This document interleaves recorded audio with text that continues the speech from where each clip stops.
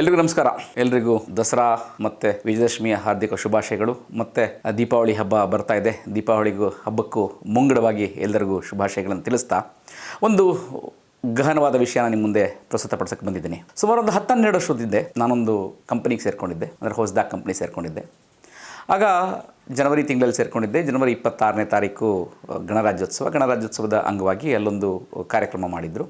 ಕಾರ್ಯಕ್ರಮ ಮಾಡಿದಾಗ ಸಹಜವಾಗಿ ಎಲ್ಲರೂ ಒಳ್ಳೊಳ್ಳೆ ಇದನ್ನು ಎತ್ನಿಕ್ ಸ್ಟೈಲ್ ಬರಬೇಕು ಅಂದರೆ ಸಾಂಪ್ರದಾಯಿಕ ಉಡುಗೆಗಳಲ್ಲಿ ಬರಬೇಕು ಅಂತ ಹೇಳಿದರು. ನಾನು ನನ್ನ ಸಾಂಪ್ರದಾಯಿಕ ಉಡುಗೆಯಾಗಂಥ ಒಂದು ಕಚ್ಚೆ ಪಂಚೆ ಮತ್ತು ಜುಬ್ಬ ಹಾಕ್ಕೊಂಡು ತಲೆ ಮೇಲೆ ಒಂದು ಮೈಸೂರು ಪೇಟ ಹಾಕ್ಕೊಂಡು ಹೋಗಿದ್ದೆ. ಎಲ್ಲರೂ ಖುಷಿಪಟ್ಟರು, ಎಲ್ಲ ಚೆನ್ನಾಗಿದೆ ಅಂತೆಲ್ಲ ಅಂದರು.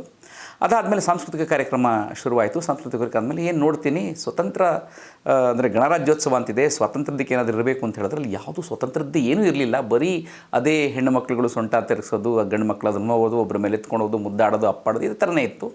ಎಲ್ಲಾದಾಗ ನನಗೇನೋ ಅಂದರೆ ಇವತ್ತಿನ ದಿನದ ಔಚಿತ್ಯ ಇದೆಯಲ್ಲ, ಔಚಿತ್ಯಕ್ಕೂ ಇಲ್ಲಿ ಮಾಡ್ತಿರೋವಂಥ ಸಾಂಸ್ಕೃತಿಕ ಕಾರ್ಯಕ್ರಮಕ್ಕೂ ಏನು ಇಲ್ವಲ್ಲ ಅಂದ್ಕೊಂಡೆ. ಸರಿ, ಇನ್ನು ಹೊಸದಾಗಿ ಸೇರ್ಕೊಂಡಿದ್ದೀನಿ, ಯಾತಕ್ಕೆ ಮಾತನಾಡೋದು ಅಂತ ಸುಮ್ಮನಾಗೋದೆ.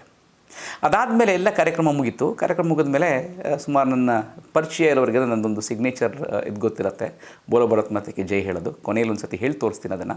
ಒಂದು ಸತಿ ಜೋರಾಗಿ ನಾನು ಒಂದು ಹೇಳಿದೆ, ನೋಡಿ ಎಲ್ಲರಲ್ಲಿದ್ದೀರಿ, ಇಷ್ಟೊತ್ತರೆಲ್ಲ ನಾವು ಮಾಡಿದ್ದೀವಿ, ಕಾರ್ಯಕ್ರಮ ಮಾಡಿದ್ದೀವಿ, ಆದರೆ ದೇಶಕ್ಕೋಸ್ಕರ ಒಂದು ಜೈಕಾರ ಹೇಳಬೇಕು. ಹಾಗಾಗಿ ಎಲ್ಲರೂ ನಿಂತ್ಕೊಂಡು ಒಂದು ಸತಿ ಜೋರಾಗಿ 2 ಕೈಯನ್ನು ಗಟ್ಟಿ ಹಿಡ್ಕೊಂಡು ಜೋರಾಗಿ ಹೇಳಬೇಕು. ನೋಡೋಣ, ಇಲ್ಲೊಂದು ಸುಮಾರು ಒಂದು 200-200 ಜನ ಇದ್ದೀರಿ, ನೀವು ಜೋರಾಗಿ ಹೇಳ್ತಿರೋ, ನಾನು ಜೋರಾಗಿ ಹೇಳ್ತೀನೋ ಅಂತ ಹೇಳಿಬಿಟ್ಟು ನಾನೇನು ಮಾಡಿದ್ರೆ ಒಂದೇ ಸತಿ ಖಂಡದಲ್ಲಿ ಬೋಲೋ ಭಾರತ್ ಮಾತೆಗೆ ಜೈ ಹೇಳಿದೆ. ನಾನು ಒಂದು ಸತಿ ಬೋಲೋ ಭಾರತ್ ಮಾತೆಗೆ ಜೈ ಹೇಳಿದ ಮೇಲೆ ಎಲ್ಲರಿಗೂ ಖುಷಿ ಆಯಿತು. ಯಾರು ಅಂತೆಲ್ಲ ಹೇಳಿದ್ರು. ನಾನು ಹೇಳಿಬಿಟ್ಟು ಈ ಕಡೆ ಬರ್ತಾ ಇದ್ದೀನಿ. ಬಂದಿದ ತಕ್ಷಣ ಸುಮಾರು ಒಂದು 8-10 ಜನ ಬಂದರು. ನನಗೆ 8-10 ಜನ ಬಂದಿದ ತಕ್ಷಣ ನಮಸ್ಕಾರ ಅಂತ ನನ್ನ ಹೆಸರು ಅವರೆಲ್ಲ ಹೆಸರನ್ನ ಪರಿಚಯ ಮಾಡ್ಕೊಂಡ್ಮೇಲೆ ಎಲ್ಲರೂ ಕೇಳಿದ್ದು ಒಂದೇ ಪ್ರಶ್ನೆ, ಸರ್ ನೀವು RSSನವರಾ ಅಂದರು. ನಾನು ಒಂಥರ ನಕ್ಬಿಟ್ಟೆ. ಆದರೆ ನನಗೊಂಥರ ಖುಷಿ ಆಯಿತು, ಅಷ್ಟೇ ನನಗೆ ಅದು ದುಃಖನೂ ಆಯಿತು. ಅದಕ್ಕೆ ಕೇಳಿದೆ, ಅಲ್ಲ ನಾನು RSS ಅಂತ ನಿಮ್ಗೆ ಯಾಕೆ ಅನಿಸ್ತು ಅಂತ ಹೇಳಿದ್ರೆ, ಇಲ್ಲ ಸರ್, ಬೋಲೋ ಭಾರತ್ ಮಾತೆಗೆ ಜೈ ಹೇಳಬೇಕು ಅಂತ ಹೇಳಿದ್ರೆ ನೀವು RSSನವರೇ ಆಗಿರಬೇಕು ಸಾರ್ ಅಂತ ಹೇಳಿದ್ರು. ಆಗ ನನಗೆ ಖುಷಿ ಆಯಿತು. RSS ನಂದು ಬೋಲೋ ಭಾರತ್ ಮಾತೆಗೆ ಜೈ ಹೇಳಿದ್ರೆ RSS ಅವರು ಅಂತಾರಲ್ಲ ಅಂತ. ಅಂದರೆ ಅದೇ ರೀತಿ ಏನು ಬೋಲೋ ಭಾರತ್ ಮಾತೆಗೆ ಜೈ ಹೇಳಿದ್ರೆ RSS ಅವ್ರು ಮಾತ್ರನಾ, ಬೇರೆ ಯಾರು ಹೇಳಬಾರ್ದಾ ಅಂತ ಅನ್ನಿಸ್ತು. ಅಂದರೆ ಇವತ್ತಿನ ದೇಶದಲ್ಲಿ ಯಾವ ರೀತಿ ಬಂದ್ಬಿಟ್ಟಿದೆ ಅಂತ ಹೇಳಿದ್ರೆ, ದೇಶ ಪ್ರೇಮ ಅಂತ ಹೇಳಿದ್ರೆ ಅದು ಸಂಘ, ರಾಷ್ಟ್ರೀಯ ಸ್ವಯಂ ಸೇವಕ ಸಂಘದ ಸ್ವಯಂ ಸೇವಕರು ಮಾತ್ರನೇ ಒಕ್ಕೊರಲಿಂದ ಮತ್ತು ಹೃದಯಾಂತರಾಳದಿಂದ ಅವರು ಬೋಲೋ ಭಾರತ್ ಮಾತೆಗೆ ಜೈ ಹೇಳ್ತಾರೆ, ಮತ್ತು ಭಾರತ ಮಾತೆಗೆ ಯಾವಾಗಲೂ ಜೈಕಾರ ಹಾಕ್ತಾರೆ, ಮತ್ತು ಭಾರತ ಮಾತೆಯ ವಿರುದ್ಧವಾಗಿ ಹೋಗೋದಿಲ್ಲ ಅನ್ನೋದು ಜನಮಾನಸದಲ್ಲಿ ಅಚ್ಚಾಗಿ ಉಳಿದಿದೆ ಅಂತ ಹೇಳೋದು ತಪ್ಪಾಗಲಾರ್ದು. ಆದರೆ ಇತ್ತೀಚಿನ ದಿನಗಳಲ್ಲಿ ಕೆಲವೊಬ್ಬರು ಅವಿವೇಕ ಅಂತ ಹೇಳ್ಬೋದು, ಅಥವಾ ಮುಟ್ಟಾಳ್ರು ಅಂತ ಹೇಳ್ಬೋದು, ಅಥವಾ ಜ್ಞಾನದ ಕೊರತೆಯೋ ಅಥವಾ ಬೌದ್ಧಿಕ ದಿವಾಳಿತನೋ ಅವರು ತಲಾತಟ್ಟಿಗೆ ಏನೇನೋ ಮಾತನಾಡ್ತಿದ್ದಾರೆ. ಯಾಕೆ ಅಂತ ಹೇಳಿದ್ರೆ, ಇವರು ಯಾರಿಗೂ ಅವರ ಅಪ್ಪನ ಹೆಸರಿಲ್ಲದೆ ಇದ್ದರೆ ಅವರಿಗೊಂದು ಐಡೆಂಟಿಟಿನೇ ಇರ್ತಿರಲಿಲ್ಲ. ಅಪ್ಪನ ಹೆಸರಿಲ್ಲದೆ ಇದ್ದರೆ ಇವರೊಂದು ಸಾಮಾನ್ಯವಾದ ಜಿಲ್ಲಾ ಪಂಚಾಯಿತಿ ಚುನಾವಣೆನೂ ಗೆಲ್ಲಕ್ಕಾಗ್ತಿರಲಿಲ್ಲ ಅಂಥವ್ರಿಗೆ. ಮತ್ತಿನ್ನು ಇನ್ನೊಂದು ಸಂಸ್ಕೃತದಲ್ಲಿ ಒಂದು ಚೆನ್ನಾಗಿದೆ, ವಿದ್ಯಾ ದದಾತಿ ವಿನಯಂ ವಿನಯಂ ದದಾತಿ ಪಾತ್ರತ್ವಂ ಪಾತ್ರತ್ವ ಧನಮಾಪ್ನೋತಿ ಧನಾಧರ್ಮಂ ತದಸ್ಕಂ ಅಂತ ಒಂದಿದೆ. ಅಂದರೆ ವಿದ್ಯೆಯಿಂದ ವಿನಯ ಬರುತ್ತೆ, ವಿನಯದಿಂದ ಪಾತ್ರತ್ವ ಬರುತ್ತೆ, ಪಾತ್ರದಿಂದ ಧನ ಬರುತ್ತೆ, ಧನದಿಂದ ತದಸುಖಂ ಸಿಗತ್ತೆ ಅಂತ. ಆದರೆ ಇವರು ಹುಟ್ಟದಾರಿಂದನೇ ಚಿನ್ನದ ಸ್ಪೂನ್ ಇಟ್ಕೊಂಡು ಬಂದಿದ್ದಾರೆ. ಆದರೆ ವಿದ್ಯೆ ನೈವೇದ್ಯ. ಅಷ್ಟೆಲ್ಲ ಚೆನ್ನಾಗಿ ಇಟ್ಕೊಂಡು ಅವ್ರಿಗೆಲ್ಲ ಮೀಸಲಾತಿಗಳಿದೆ, ಎಲ್ಲನೂ ಇದೆ, ಅವ್ರು ಹೋಗಿದ್ರೆ ಎಲ್ಲಿವರೆಗೂ ಆಗ್ಬೋದಾಯಿತು. ಆದರೆ PUCನೂ ಪಾಸಾಗಿಲ್ಲ. ಆದರೆ ಅವರ ಮಾತು ಮಾತ್ರ ಇಡೀ ನಾನೇ ಪ್ರಭೂತಿ, ನನಗೆ ಚೆನ್ನಾಗಿ ಗೊತ್ತಿದೆ ಅಂತ. ಅಂಥ ಮನುಷ್ಯನ ಬಗ್ಗೆ ಏನು ಹೇಳಬೇಕು ಅಂತ ಅರ್ಥ ಆಗಲ್ಲ. ಆದರೆ ಅವ್ರಿಗೋಸ್ಕರನೇ ಅವ್ರು ಏನೊಂದು 4-5 ಹೇಳಿದರು.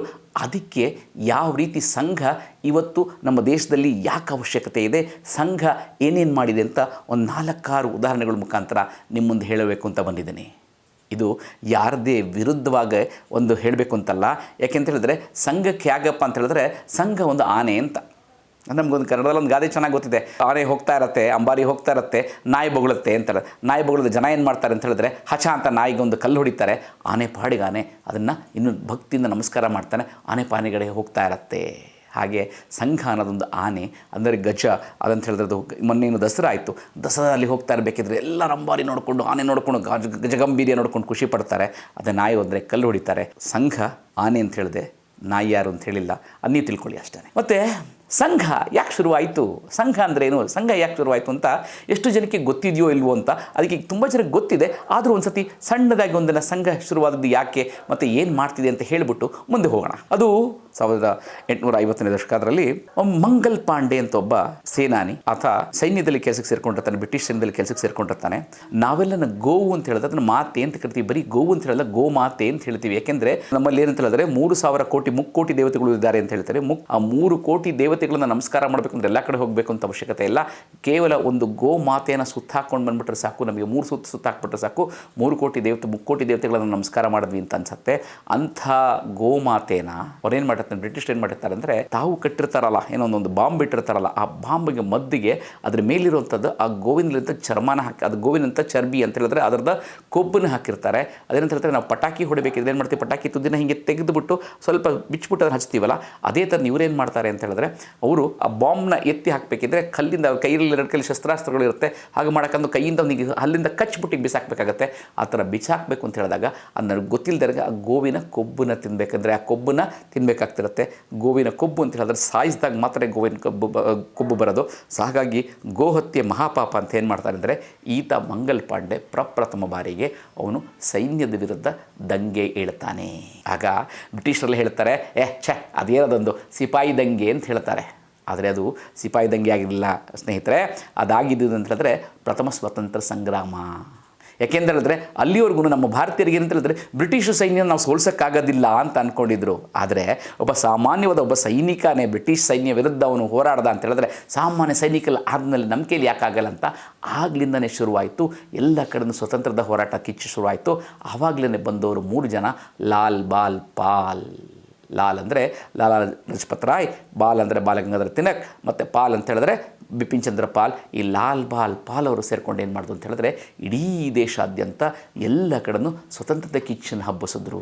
ಗೊತ್ತಿರಬೇಕು ಅಂತ ಹೇಳಿದ್ರೆ ಬಾಲಗಂಗಾಧರ ತಿಲಕರು ಏನು ಮಾಡೋದು ಅಂತ ಹೇಳಿದ್ರೆ ಅಲ್ಲಿವರೆಗೂ ಗಣೇಶೋತ್ಸವ ಇತ್ತಲ್ಲ, ಗಣೇಶೋತ್ಸವ ಕೇವಲ ಮನೆಗಳಲ್ಲಿ ಮಾತ್ರ ಮಾಡ್ತಾಯಿದ್ರು. ಅವ್ರನ್ನ ಆ ಗಣೇಶೋತ್ಸವನ ಬಳಸ್ಕೊಂಡು ಎಲ್ಲರನ್ನೂ ಒಗ್ಗಟ್ಟಾಗಿ ಮಾಡಬೇಕು, ಹಿಂದೂಗಳನ್ನ ಒಗ್ಗೂಡಿಸ್ಬೇಕು ಅಂತೇಳಿ ಆ ಗಣೇಶನ ಏನು ಮಾಡಿದ್ರು, ಮನೆಯಿಂದ ಹೊರಗಡೆ ತೊಗೊಂಬಂದರು, ಸಾರ್ವಜನಿಕವಾಗಿ ಗಣೇಶೋತ್ಸವನ ಆಚರಣೆ ಮಾಡೋಕ್ಕೆ ಶುರು ಮಾಡಿದ್ರು. ಈ ಥರ ಮಾಡಬೇಕಿದ್ರೆ ಜನಗಳಲ್ಲಿ ಒಂದು ಭಾವನೆ ಇತ್ತು, ಅಂದರೆ ಎಲ್ಲರೂ ಒಗ್ಗೂಡುವಾಗಿ ಹಿಂದೂಗಳು.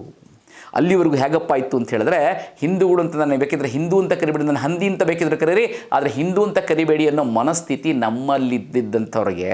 ಮತ್ತು ಇನ್ನೂ ಒಂದೇನಪ್ಪ ಅಂತ ಹೇಳಿದ್ರೆ 4 ಜನ ಹಿಂದೂಗಳು ಒಗ್ಗಟ್ಟಾಗಿ ಸೇರ್ಕೊಳ್ಬೇಕು ಅಂತ ಹೇಳಿದ್ರೆ 4 ಜನ ಒಗ್ಗಟ್ಟಾಗಿ ಸೇರ್ಕೊಳ್ಬೇಕು ಅಂತ ಹೇಳಿದ್ರೆ ಅವ್ರು ಹಿಂಗೆ ಹೊತ್ತ ಹೆಗಲ ಮೇಲೆ ಒಬ್ಬ 5ನೇ ಹಿಂದೂ ಮಲಗಿರಬೇಕು ಅಂತಿತ್ತು. ಅಂದರೆ ಯಾವರಾದರೂ ಸತ್ತಾಗ ಅವ್ರನ್ನ ಎತ್ಕೊಂಡು ಹೋಗೋಕ್ಕೆ ಮಾತ್ರ 4 ಜನ ಹಿಂದೂಗಳು ಸೇರ್ಕೊಳ್ತಾ ಇದ್ರು. ಅದಾದಮೇಲೆ ಹಿಂದೂಗಳು ಅವಾಗ ಮಾತ್ರ ರಾಮ್ ನಾಮ್ ಸತ್ಯ ಹೇ ಅಂತ ಹೇಳ್ಕೊಂಡು ಹೋಗ್ತಿದ್ರು. ಒಂದು ಸತಿ ಆ ಥರ ಅಂತ್ಯಕ್ರಿಯೆ ಮುಗಿದ ತಕ್ಷಣ ಹಿಂದೂಗಳು 4 ಜನ ಎಲ್ಲೆಲ್ಲೋ ಹೋಗ್ಬಿಡ್ತಿದ್ರು. ಆ ಥರ ಹಿಂದೂಗಳು ಒಗ್ಗೂಡ್ತಾನೆ ಇರಲಿಲ್ಲ. ಇಷ್ಟರ ಮಧ್ಯೆ ಏನಂತ ಹೇಳಿದ್ರೆ ಅದೇನೋ ನಮ್ಮ ನಾಯಕರುಗಳಿಗೂ ಅಷ್ಟೇ ಹಿಂದೂಗಳನ್ನ ಒಗ್ಗೂಡಿಸ್ಬೇಕು ಅಂತ ಅವಶ್ಯಕತೆ ಇರಲಿಲ್ಲ.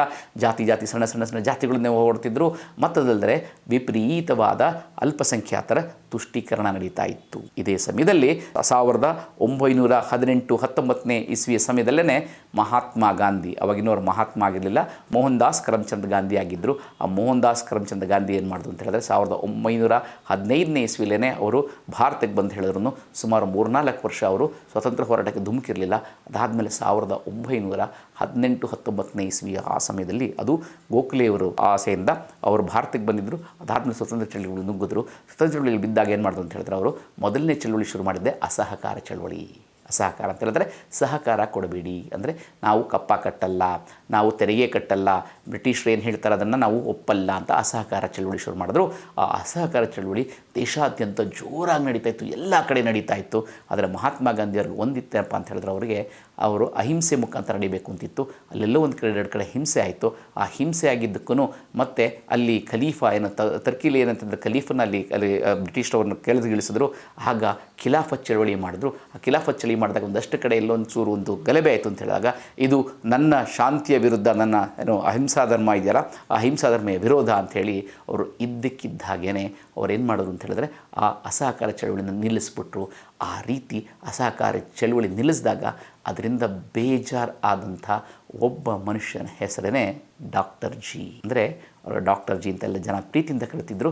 ಆದರೆ ಅವರ ನಿಜವಾದ ಹೆಸರು ಕೇಶವ ಬಲರಾಮ ಹೆಡಗೇವಾರ್ ಅಂತ. ಮೂಲತಃ ಮಹಾರಾಷ್ಟ್ರದ ನಾಗಪುರದಲ್ಲಿದ್ದವರು. ಅವರು ಚಿಕ್ಕ ವಯಸ್ಸಿನಲ್ಲೇ ತಮ್ಮ ತಂದೆ ತಾಯಿನ ಕಳ್ಕೊಂಡಿದ್ದರು. ಅಣ್ಣ ಮತ್ತು ತಾತ ಮತ್ತು ಅಜ್ಜಿಯರ ಆಶ್ರಯದಲ್ಲಿ ಬೆಳೆದು ಅವರು ಚಿಕ್ಕ ವಯಸ್ಸಿನಿಂದಲೇ ಸ್ವತಂತ್ರ ಹೋರಾಟದ ಕಿಚ್ಚನ್ನು ಹತ್ತಿಸ್ಕೊಂಡಿದ್ದರು. ಅದಾದಮೇಲೆ ಅವರಿಗೆ ತಿಲಕರದವರ ಸಂಪರ್ಕ ಇತ್ತು, ಅದೆಲ್ಲ ಅನುಶೀಲ ಸಮಿತಿ ಅಂತ ಇತ್ತು, ಅದರಲ್ಲೂ ಇದ್ದರು. ಅದಲ್ಲದಲ್ಲೇ ಅವರಿಗೆ ಮೂಂಜಿಯನವರ ಪರಿಚಯ ಇತ್ತು. ಇದೆಲ್ಲದಕ್ಕಿಂತ ಹೆಚ್ಚಾಗಿ ಅವ್ರು ಏನು ಮಾಡೋದು ಅಂತ ಹೇಳಿದ್ರೆ ಅವರಿಗೆ ಸಾವರ್ಕರ್ ಅವರ ಪರಿಚಯನೂ ಇತ್ತು. ಹಾಗಾಗಿ ಓದ್ಕೊಂಡಿದ್ದರು. ಕೇವಲ ತಾನು ಇಲ್ಲಿರುವಂಥ ಅಪ್ಖಂಡದ ಒಳ್ಳೆಯ ದೇಹದ ಅಡ್ಡಿ ಹೊಂದಿದ್ದಂಥವರು ಅವರೇನು ಮಾಡೋದು ಅಂತೇಳಿ ಹೇಗಿಲ್ಲ ಒಳ್ಳೆಯ ವಿದ್ಯಾವಂತನೂ ಕೂಡ. ಹಾಗಾಗಿ ತಮ್ಮ ವಿದ್ಯಾಭ್ಯಾಸಕ್ಕೆ ಉನ್ನತ ವಿದ್ಯಾರ್ಥಿಗೋಸ್ಕರ ಆಗಿನ ಕಾಲದಲ್ಲೇ ಅವರು ಪಶ್ಚಿಮ ಬಂಗಾಳಕ್ಕೆ ಹೋಗಿ ಅಲ್ಲಿ ಡಾಕ್ಟರ್ಗಿರಿ ಅಂದರೆ MBBS ಮುಗಿಸ್ಕೊಂಡು ವಾಪಸ್ಸು ಇಲ್ಲಿಗೇ ಬಂದರು. ಎಲ್ಲಿ ನಾಗಪುರಕ್ಕೆ ಬಂದಾಗ ಅವರ ತಾತನಿಗೆ ತುಂಬ ಖುಷಿ ಆಯ್ತಂತೆ, ಅವರ ಅಜ್ಜನಿಗೆ ತಂದೆಗೆ ತುಂಬ ಖುಷಿ ಆಯ್ತಂತೆ.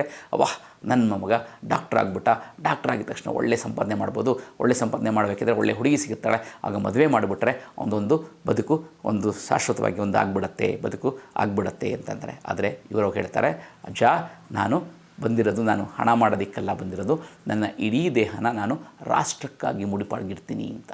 ಮೊದಲು ಅವ್ರ ತಾತನಿಗೂ ಒಂದು ಸ್ವಲ್ಪ ಕಸಿಬಿಸಿ ಆಗುತ್ತೆ. ಆಮೇಲೆ ಯಾವಾಗ ಅವ್ರು ಹೇಳ್ತಾರೋ ಆಯ್ತಪ್ಪ ನಿನ್ನಿಷ್ಟ ಆದ ಆಗಲಿ ಅಂತ ಹೇಳ್ತಾರೆ.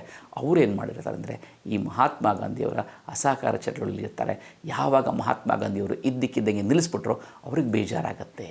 ಮತ್ತು ಅವಾಗ ಹೋಗಿ ಗಾಂಧೀಜಿ ಹತ್ರ ಹೇಳ್ತಾರೆ, ನೀವು ಖಿಲಾಫತ್ಗೋಸ್ಕರ ನೀವು ಚಳವಳಿ ನಿಲ್ಲಿಸಿದ್ದಾರೆ, ಸಹಕಾರ ಚಳವಳಿ ನಿಲ್ಲಿಸಿದ್ದು ಬೇಜಾರಾಯಿತು, ಮತ್ತೇನಂತ ಹೇಳಿದ್ರೆ ನೀವು ಮುಂದುವರಿಸಿ, ಅದಲ್ಲದಲ್ಲೇ ಗೋಹತ್ಯೆ ಮಾಡ್ತಾ ಇದ್ದಾರಲ್ಲ ಆ ಗೋಹತ್ಯೆ ನಿಷೇಧಕ್ಕೂ ನೀವು ಒಂದು ಹೋರಾಡಬೇಕು ಅಂತ ಹೇಳ್ತಾರೆ. ಆದರೆ ಅದಾಗಲೇ ಈ ಥರ ಅಸಹಕಾರ ಚಳವಳಿಯಲ್ಲಿ ಇರ್ತಾರೆ ಅಂತ ಹೇಳಿದಕ್ಕೋಸ್ಕರ ಅವರು ಸುಮಾರು 1 ವರ್ಷದ ಕಾಲ ಬ್ರಿಟಿಷರವ್ರನ್ನ ಜೈಲಲ್ಲೂ ಹಾಕಿರ್ತಾರೆ. ಸುಮಾರು ಜನ ಹೇಳ್ತಾರೆ ರಾಷ್ಟ್ರೀಯ ಸ್ವಯಂ ಸೇವಕ ಸಂಘ ಅಂದರೆ RSS ಸ್ವಯಂ ಸೇವಕರು ಯಾರೂ ಸ್ವತಂತ್ರ ಚಳವಳಿಯಲ್ಲಿ ಓಡಾಡಿಲ್ಲ ಅಂತ. ಸಂಘದ ಸಂಸ್ಥಾಪಕರಾದಂಥ ಡಾಕ್ಟರ್ ಜಿ ಅವರೇ 1921ನೇ ಇಸ್ವಿಲಿ ಜೈಲಲ್ಲಿ ಸುಮಾರು 1 ವರ್ಷಗಳ ಕಾಲ ಇದ್ದರು. ಅದು ಯಾತಕ್ಕೆ ಅಂದರೆ ಗಾಂಧೀಜಿಯವರನ್ನ ಬೆಂಬಲದಿಂದ ಅಸಹಕಾರ ಚಳವಳಿ ಮಾಡ್ತಿದ್ದರು. ಇತಿಹಾಸ ಗೊತ್ತಿಲ್ಲದೆ ಇರೋರು ಇತಿಹಾಸ ನಿರ್ಮಿಸಲಾರ ಅಂತ ಹೇಳ್ತಾರೆ. ಹಾಗಾಗಿ ಗೊತ್ತಿಲ್ಲದೆ ಇರೋರು ಖಾಲಿ ಡಬ್ಬ ಬಹಳ ಶಬ್ದ ಮಾಡುತ್ತೆ ಅಂತಲ್ಲ, ಹಾಗೆ ಇತಿಹಾಸ ಗೊತ್ತಿರೋರು ಹೇಳ್ತಾರೆ ಸಂಘದವರು ಯಾರನ್ನು ಸ್ವತಂತ್ರ ಹೋರಾಟದಲ್ಲಿ ಭಾಗವಹಿಸಿರಲಿಲ್ಲ ಅಂತ. ಅವ್ರಿಗೋಸ್ಕರ ಇದನ್ನು ಹೇಳ್ತಾ ಇದ್ದೀನಿ. ಅದಾದಮೇಲೆ ಅವರು ತುಂಬ ಹೇಳ್ತಾರೆ, ಇಲ್ಲ ನೀವು ಮಾಡ್ತಿರೋ ಸರಿ ಇಲ್ಲ ಅಂತ ಹೇಳಿದಾಗ ಇವರಿಗೆ ಬೇಜಾರು ಅನಿಸುತ್ತೆ. ಯಾವಾಗ ಮಹಾತ್ಮ ಗಾಂಧಿಯವರು ಮಾತಿಗೆ ಕವಡೆ ಕಾಸನ್ನು ಕಿಮ್ಮತ್ತು ಕೊಡದೇ ಇರುವಾಗ ಬೇಜಾರಾಗುತ್ತೆ. ಹಾಗಾಗಿ ಏನು ಮಾಡ್ತಾರೆ ಅಂದರೆ ಅದಾಗಲೇ ಅವರು ಸುಮಾರು ಒಂದು 300 2,000-3,000 ಜನದಂಥ ಒಂದು ಸಂಘದ ಒಳ್ಳೆ ಸಂಘಟನೆ ಮಾಡಿರ್ತಾರೆ. ಸೊ ಹಾಗಾಗಿ ಏನು ಮಾಡ್ತಾರೆ ಅಂದರೆ ನನ್ನದೇ ಆದ ಒಂದು ಸಂಘಟನೆ ಕಟ್ತೀನಿ, ಅದು ಹಿಂದೂ ರಾಷ್ಟ್ರದ ಕಲ್ಪನೆಗೋಸ್ಕರ ಇರ್ತೇನೆ, ಅದು ಅಖಂಡವಾಗಿ ನುಡಿಬೇಕು ಅಂತ ಒಂದು ಕಲ್ಪನೆ ಇರುವಂಥ ಒಂದು ದೊಡ್ಡ ಸಂಸ್ಥೆಯನ್ನು ಕಟ್ತೀನಿ ಅಂತ ಏನು ಮಾಡ್ತಾರೆ ಅಂದರೆ ಅದಕ್ಕಿಂತ ಮುಂಚೆ ಹೋಗಿ ಅಲ್ಲಿ ರತ್ನಗಿರಿ ಜೈಲಲ್ಲಿ ಇದರಿಂದ ನಾನು ಕಾಲಾಪಾನಿಯಿಂದ ಬಿಡಿಸ್ಕೊಂಡು ಬಂದು ರತ್ನಗಿರಿಯಲ್ಲಿ ಮನೆಯಲ್ಲೇ ಒಂದು ಸೆರೆಮನೆಯಾಗಿರ್ತಾರಲ್ಲ ಅಲ್ಲಿ ಹೋಗಿ ಇವ್ರನ್ನು ನಮ್ಮ ವೀರ ಸಾವರ್ಕರ್ ಅವ್ರನ್ನ ಮಾತಾಡ್ಸ್ಕೊಂಬರ್ತಾರೆ. ಅವರ ಆಶೀರ್ವಾದ ಮತ್ತು ಎಲ್ಲರ ಸಹಕಾರದಿಂದ ಅವರೇನು ಮಾಡ್ತಾರೆ ಅಂತಾರೆ 1925ನೇ ಇಸ್ವಿ ಸೆಪ್ಟೆಂಬರ್ 27 ಅವತ್ತಿನ ದಿವಸ ವಿಕ್ರಮನಾಮ ಸಂವತ್ಸರ ಇರುತ್ತೆ. ಅವತ್ತು ವಿಜಯದಶಮಿ ದಿವಸ ಇರುತ್ತೆ. ಆ ವಿಜಯದಶಮಿ ದಿವಸ ಯಾವುದೇ ಕೆಲಸ ಮಾಡಿದ್ರೂ ಅದು ಜಯ ಆಗತ್ತೆ. ವಿಜಯ ಅಂದರೆ ಜಯ ಯಾವಾಗಲೂ ಇದ್ದೇ ಇರುತ್ತೆ ಅಂತ. ಹಾಗಾಗಿ ಏನು ಮಾಡ್ತಾರೆ ಅಂದರೆ ವಿಜಯದಶಮಿ ದಿವಸ ಅದು ಯಾಕೆ ಶುರು ಮಾಡ್ತಾರೆ ಅಂತ ಹೇಳಿದ್ರೆ ಅಲ್ಲೇ ಅವ್ರ ಮನೆ ಹತ್ರ ಇದ್ದಂಥ ಮೊಹಿತೆವಾಡ ಅಂತ ಒಂದು ಆಟದ ಮೈದಾನ ಇತ್ತು. ಆ ಆಟದ ಮೈದಾನದಲ್ಲಿ ಹೋಗಿ ಸುಮಾರು ಒಂದು 8-10 ಜನ ಹುಡುಗರು ಆಟ ಆಡ್ತಿದ್ರು. ಮಕ್ಕಳ ಬಂದರು ನಿಮಗೆಲ್ಲ ಆಟ ಆಡಿಸ್ತೀನಿ, ನೀವೆಲ್ಲ ಬನ್ನಿ ಅಂತ ಹೇಳ್ತಾರೆ. ನೀವು ಆಟ ಆಡಿಸ್ತೀರಿ, ಇಷ್ಟು ದೊಡ್ಡವರು ಅಂತೆಲ್ಲ ಬನ್ನಿ ಆಟ ಆಡಿಸ್ತೀನಿ ಅಂತ ಹೇಳ್ತಾರೆ. ಅವ್ರು ನೋಡಿದಾಗ ಆಟ ಆಡಿಸ್ತಾರೆ, ತುಂಬ ಚೆನ್ನಾಗುತ್ತೆ, ಅವ್ರಿಗೆಲ್ಲರೂ ಇಷ್ಟ ಆಗುತ್ತೆ. ಇವತ್ತು ಇಷ್ಟ ಆಯ್ತಲ್ವ ಆಟ ನಿಮಗೆ ಅಂತ. ಹೌದು, ಹಾಗೆ ಇಷ್ಟ ಆಗಿದ್ದರೆ ನಾನು ಇನ್ನೊಂದಷ್ಟು ಜನ ಕರ್ಕೊಂಡ್ಬರ್ತೀರ ಅಂತ ಆಯಿತು ಅಂತ ಹೇಳ್ತಾರೆ. 10 ಜನ ಬಾಲಕರು 20 ಜನ ಆಗ್ತಾರೆ, 20, 40 ಆಗ್ತಾರೆ, 60 ಆಗ್ತಾರೆ. ಆ ಬಾಲಕರು ಏನಾಗಿರುತ್ತೆ ಅಂತ ಹೇಳಿದ್ರೆ ಯಾವಾಗಲೂ ನಮ್ಮ ತಂದೆ ತಾಯಿ ಮನೇಲಿ ನಮಗೇನಂತ ಒಂದು ಗಾದೆ ಮಾತೆ ಇದೆ ಅಂದರೆ ಮನೆಯೇ ಮೊದಲ ಪಾಠಶಾಲೆ, ತಂದೆ ತಾಯಿಯೇ ಮೊದಲ ಗುರುಗಳು ಅಂತಿದೆ. ಹಾಗಾಗಿ ಎಷ್ಟೊಂದು ಸತಿ ಮನೆಯಲ್ಲಿ ಆ ಮಕ್ಕಳುಗಳು ಮಾತುಗಳು ಕೇಳ್ತಾ ಇರಲಿಲ್ಲ. ಆದರೆ ಒಂದು ಸತಿ ಇಲ್ಲಿ ಡಾಕ್ಟರ್ ಜಿ ಅವರ ಜೊತೆ ಆಟ ಆಡೋಕ್ಕೆ ಬಂದಮೇಲೆ ಹುಡುಗರು ಸೀದಾ ಮನೆಗೆ ಹೋಗಿದ ತಕ್ಷಣ ಕೈಕಾಲು ಮುಖ ತೊಳ್ಕೊಳ್ತಾ ಇರ್ತಾರೆ. ತಂದೆ ತಾಯಿಗೆ ಆಶ್ಚರ್ಯ ಇರ್ತಾರೆ, ಇದೇನಿದು ನನ್ನ ಮಗ ಯಾವತ್ತೂ ಕೈಕಾಲು ತೊಳ್ಕೊಳ್ತಾ ಇರಲಿಲ್ಲ, ಇವತ್ತು ಕೈಕಾಲು ತೊಳ್ಕೊತಾ ಇದ್ದಾನೆ ಅಂತ. ಆಮೇಲೆ ಕೈಕಾಲು ತೊಳ್ಕೊಂಡು ತಕ್ಷಣ ಸೀದಾ ಹೋಗಿ ದೇವ್ರ ಮನೆಗೆ ಹೋಗ್ತಾನಂತೆ. ಒಂದು ಕುಂಕುಮ ಅಥವಾ ವಿಭೂತಿನ ಇಟ್ಕೊಂಡು ಒಂದು ಸತಿ ದೇವ್ರ ನಮಸ್ಕಾರ ಮಾಡ್ತಾನಂತೆ. ಅದಾದಮೇಲೆ ಓದಕ್ಕೆ ಕೂತ್ಕೊಳ್ತಾನಂತೆ. ತಿರ್ಗಾ ಬೆಳಗ್ಗೆನೂ ಅಷ್ಟೇ, ಬೆಳಗ್ಗೆ ಅಷ್ಟು ಎದ್ದ ತಕ್ಷಣ ಅಂದ ತಕ್ಷಣ ಅಪ್ಪ ಅಮ್ಮ ಅಂತಕ್ಕಿಂತ ಮುಂಚೆ ಇವರೇ ಎದ್ದು ಅದು ಹೋಗಿ ಅಲ್ಲಿ ಸ್ನಾನ ಸಂಧ್ಯಾವಂದನೆಗಳೆಲ್ಲ ಮುಗಿಸಿ ಆಮೇಲೆ ದೇವ್ರ ನಮಸ್ಕಾರ ಮಾಡಿ ಸ್ಕೂಲ್ಗೆ ಹೋಗೋದು ಅಥವಾ ಪಾಠಶಾಲೆಗೆ ಹೋಗೋದು ಅಥವಾ ತಂದೆ ತಾಯಿನ ನಮಸ್ಕಾರ ಮಾಡ್ಕೊಂಡು ಹೋಗೋದು ಮಾಡ್ತಿರ್ತಾನೆ. ಇದು ನೋಡಿ ಅವ್ರಿಗೆ ಆಶ್ಚರ್ಯ ಆಗಿಬಿಡುತ್ತೆ. ಇದು ಹೇಗೆ ಬದಲಾವಣೆ ಆಯಿತು, ಹೇಗೋ ಅದು ಅಂತ ಹೇಳಿದ್ರೆ ಅಲ್ಲೊಬ್ರು ಇದ್ದಾರೆ ಡಾಕ್ಟರ್ ಜಿ ಅಂತ ಇದ್ದಾರೆ, ಅವ್ರು ನಮ್ಗೆ ಹೇಳ್ಕೊಟ್ರು ಅಂತಾರೆ. ಆಗ ತಂದೆ ತಾಯಿಗಳು ಬಂದು ದೂರದಿಂದ ನೋಡ್ತಾರೆ, ಓ ನನ್ನ ಮಗ ತುಂಬ ಉದ್ಧಾರ ಆಗ್ತಿದ್ದಾನೆ, ನನ್ನ ಮಗ ತುಂಬ ಬೆಳೀತಾ ಇದ್ದಾನೆ ಅಂತ ಹೇಳಿ ಮಾಡ್ತಾರೆ. ಅಂದರೆ ಅವನು ಕೇವಲ ಅಂದರೆ ಆಗ ಸಂಘದಲ್ಲಿ ಬಂದಾಗ ಅವರಿಗೆ ಕೇವಲ ದೈಹಿಕವಾಗಿ ಬೆಳವಣಿಗೆ ಇಲ್ಲದರೆ ಮಾನಸಿಕವಾಗಿ ಮತ್ತು ಬೌದ್ಧಿಕವಾಗಿ ಅವರಿಗೆ ಬೆಳವಣಿಗೆ ಕೊಡ್ತಿರ್ತಾರೆ. ಇದೇ ನೋಡ್ತಾ ಇರಬೇಕಿದ್ರೆ ಆವಾಗ ಆಷಾಢ ಮಾಸದ ಹುಣ್ಣಿಮೆ ಬರುತ್ತೆ, ಅದನ್ನು ನಾವು ಗುರುಪೂರ್ಣಿಮೆ ಅಂತ ಕರಿತೀವಿ. ಆ ಗುರುಪೂರ್ಣಿಮೆ ಹಿಂದಿನ ದಿವಸ ಹೇಳ್ತಾರೆ, ಡಾಕ್ಟರ್ ಜಿ ಹೇಳ್ತಾರೆ ಎಲ್ಲರಿಗೂ, ನೋಡ್ರಪ್ಪ ನಾಳೆ ಗುರುಪೂರ್ಣಿಮೆ ಮಾಡ್ತಾ ಇದ್ದೀವಿ, ಸೊ ಹಾಗಾಗಿ ನೀವೆಲ್ಲರೂ ಏನಾದರೂ ಗುರು ಕಾಣಿಕೆ ತೊಗೊಂಡ್ಬರ್ಬೇಕು ಅಂತಾರೆ. ಹುಡುಗರು ತುಂಬ ಖುಷಿ ಆಗ್ಬಿಡುತ್ತೆ. ಯಾಕೆಂದರೆ ಅಲ್ಲಿವರೆಗೂ ಸುಮಾರು ಒಂದು ಆಷಾಢ ಮಾಸ ಬರೋ ಸುಮಾರು 6 ತಿಂಗಳಾಗಿರುತ್ತೆ. 6 ತಿಂಗಳು ಆಟ ಆಡಿಸಿರ್ತಾರೆ. ಒಂದು ದಿವಸ ಏನೂ ಕೇಳಿರೋದಿಲ್ಲ, ಗುರುಗಳು ಇಷ್ಟು ಕೇಳ್ತಾ ಇದ್ದಾರೆ, ಗುರುಗಳು ಅಂತ ಹೇಳಿದ್ರೆ ನಮ್ಮ ಡಾಕ್ಟರ್ ಜಿನೇ ಅವ್ರಿಗೆ. ಹಾಗಾಗಿ ಅಂತ ಹೇಳಿದ್ರೆ ಮನೆಗೆ ಹೋಗಿ ಹೇಳ್ತಾರೆ, ಮನೆಗೆ ಅಮ್ಮ ನಾಳೆ ಗುರುಪೂಜೆ ಅಂತೆ, ಡಾಕ್ಟರ್ ಜಿಯವರು ಪೂಜೆ ಮಾಡಬೇಕು, ಅದಕ್ಕೆ ಗುರು ಕಾಣಿಕೆ ತರಬೇಕಂತ ಏನಾದರೂ ಕೊಡಮ್ಮ ಅಂತ ಹೇಳ್ತಾರೆ. ಆಗ ತಂದೆ ತಾಯಿಗಳು ಖುಷಿಯಾಗ್ಬಿಡ್ತಾರೆ. ಇಷ್ಟು ನನ್ನ ಮಗನಿಗೆ ಇಷ್ಟೊಂದು ಒಳ್ಳೆಯ ಭಾವನೆಗಳು ಬಂದಿದೆ, ಇಷ್ಟೊಂದು ಬದಲಾವಣೆಗಳಾಗಿದ್ದಾನೆ, ಅವನು ಶಾಸ್ತ್ರ ಮತ್ತು ಸಂಪ್ರದಾಯಗಳಲ್ಲಿ ತಿಳ್ಕೊಳ್ತಾ ಇದ್ದಾನೆ, ಮತ್ತು ರಾಷ್ಟ್ರೀಯ ಭಾವನೆ ಬೆಳೀತಾ ಇದೆ, ಮತ್ತು ಸ್ವತಂತ್ರ ಹೋರಾಟಗಾರರ ಬಗ್ಗೆ ಗೊತ್ತಾಗ್ತಾ ಇದೆ ಅವನಿಗೆ. ಎಲ್ಲರಿಗೂ ಕಥೆಗಳೆಲ್ಲ ಕೇಳ್ತಾ ಇದ್ದಾನೆ, ಹಾಡುಗಳೊಳ್ಳೆ ಹೇಳ್ತಾ ಇದ್ದಾನೆ, ದೈಹಿಕವಾಗಿ ಬೆಳೀತಾ ಇದ್ದಾನೆ. ಹಾಗಾಗಿ ಗುರುಗಳಿಗೆ ಕೊಡೋಕ್ಕೆ ನನಗೆ ಬೇಜಾರಿಲ್ಲ ಅಂತ ಹೇಳಿದ್ರೆ ಎಲ್ಲರೂ ಅನಿಸೋ ಇಚ್ಛೆ ಎಷ್ಟೆಷ್ಟು ರೀತಿ ಅವ್ರ ಮನೇಲಿ ದುಡ್ಡು ಕೊಟ್ಕೊಳ್ತಾರೆ. ಎಲ್ಲ ಮಾರನೇ ದಿವಸ ಬಂದು ಇನ್ನೇನು ಡಾಕ್ಟರ್ ಜಿ ಯಾವಾಗ ನಿಮ್ಮ ಪೂಜೆ ಅಂತ ಕೇಳಿದಾಗ ಅವ್ರು ಹೇಳ್ತಾರೆ, ಹಸನ್ಮುಖರಾಗಿ ಹೇಳ್ತಾರೆ, ಗುರು ಅಂದರೆ ನಾನಲ್ಲಪ್ಪ, ನೋಡು ಅಲ್ಲಿದೆ ನೋಡು ಕೇಸರಿ ಬಾವುಟ ಇದೆಯಲ್ಲ, ಆ ಕೇಸರಿ ಬಾವುಟದ ಧ್ವಜ ಇದೆಯಲ್ಲ ಅದೇ ನಮ್ಮ ಭಗವದ್ ಧ್ವಜ, ಅದೇ ಗುರು ಅಂತ ಹೇಳ್ತಾರೆ.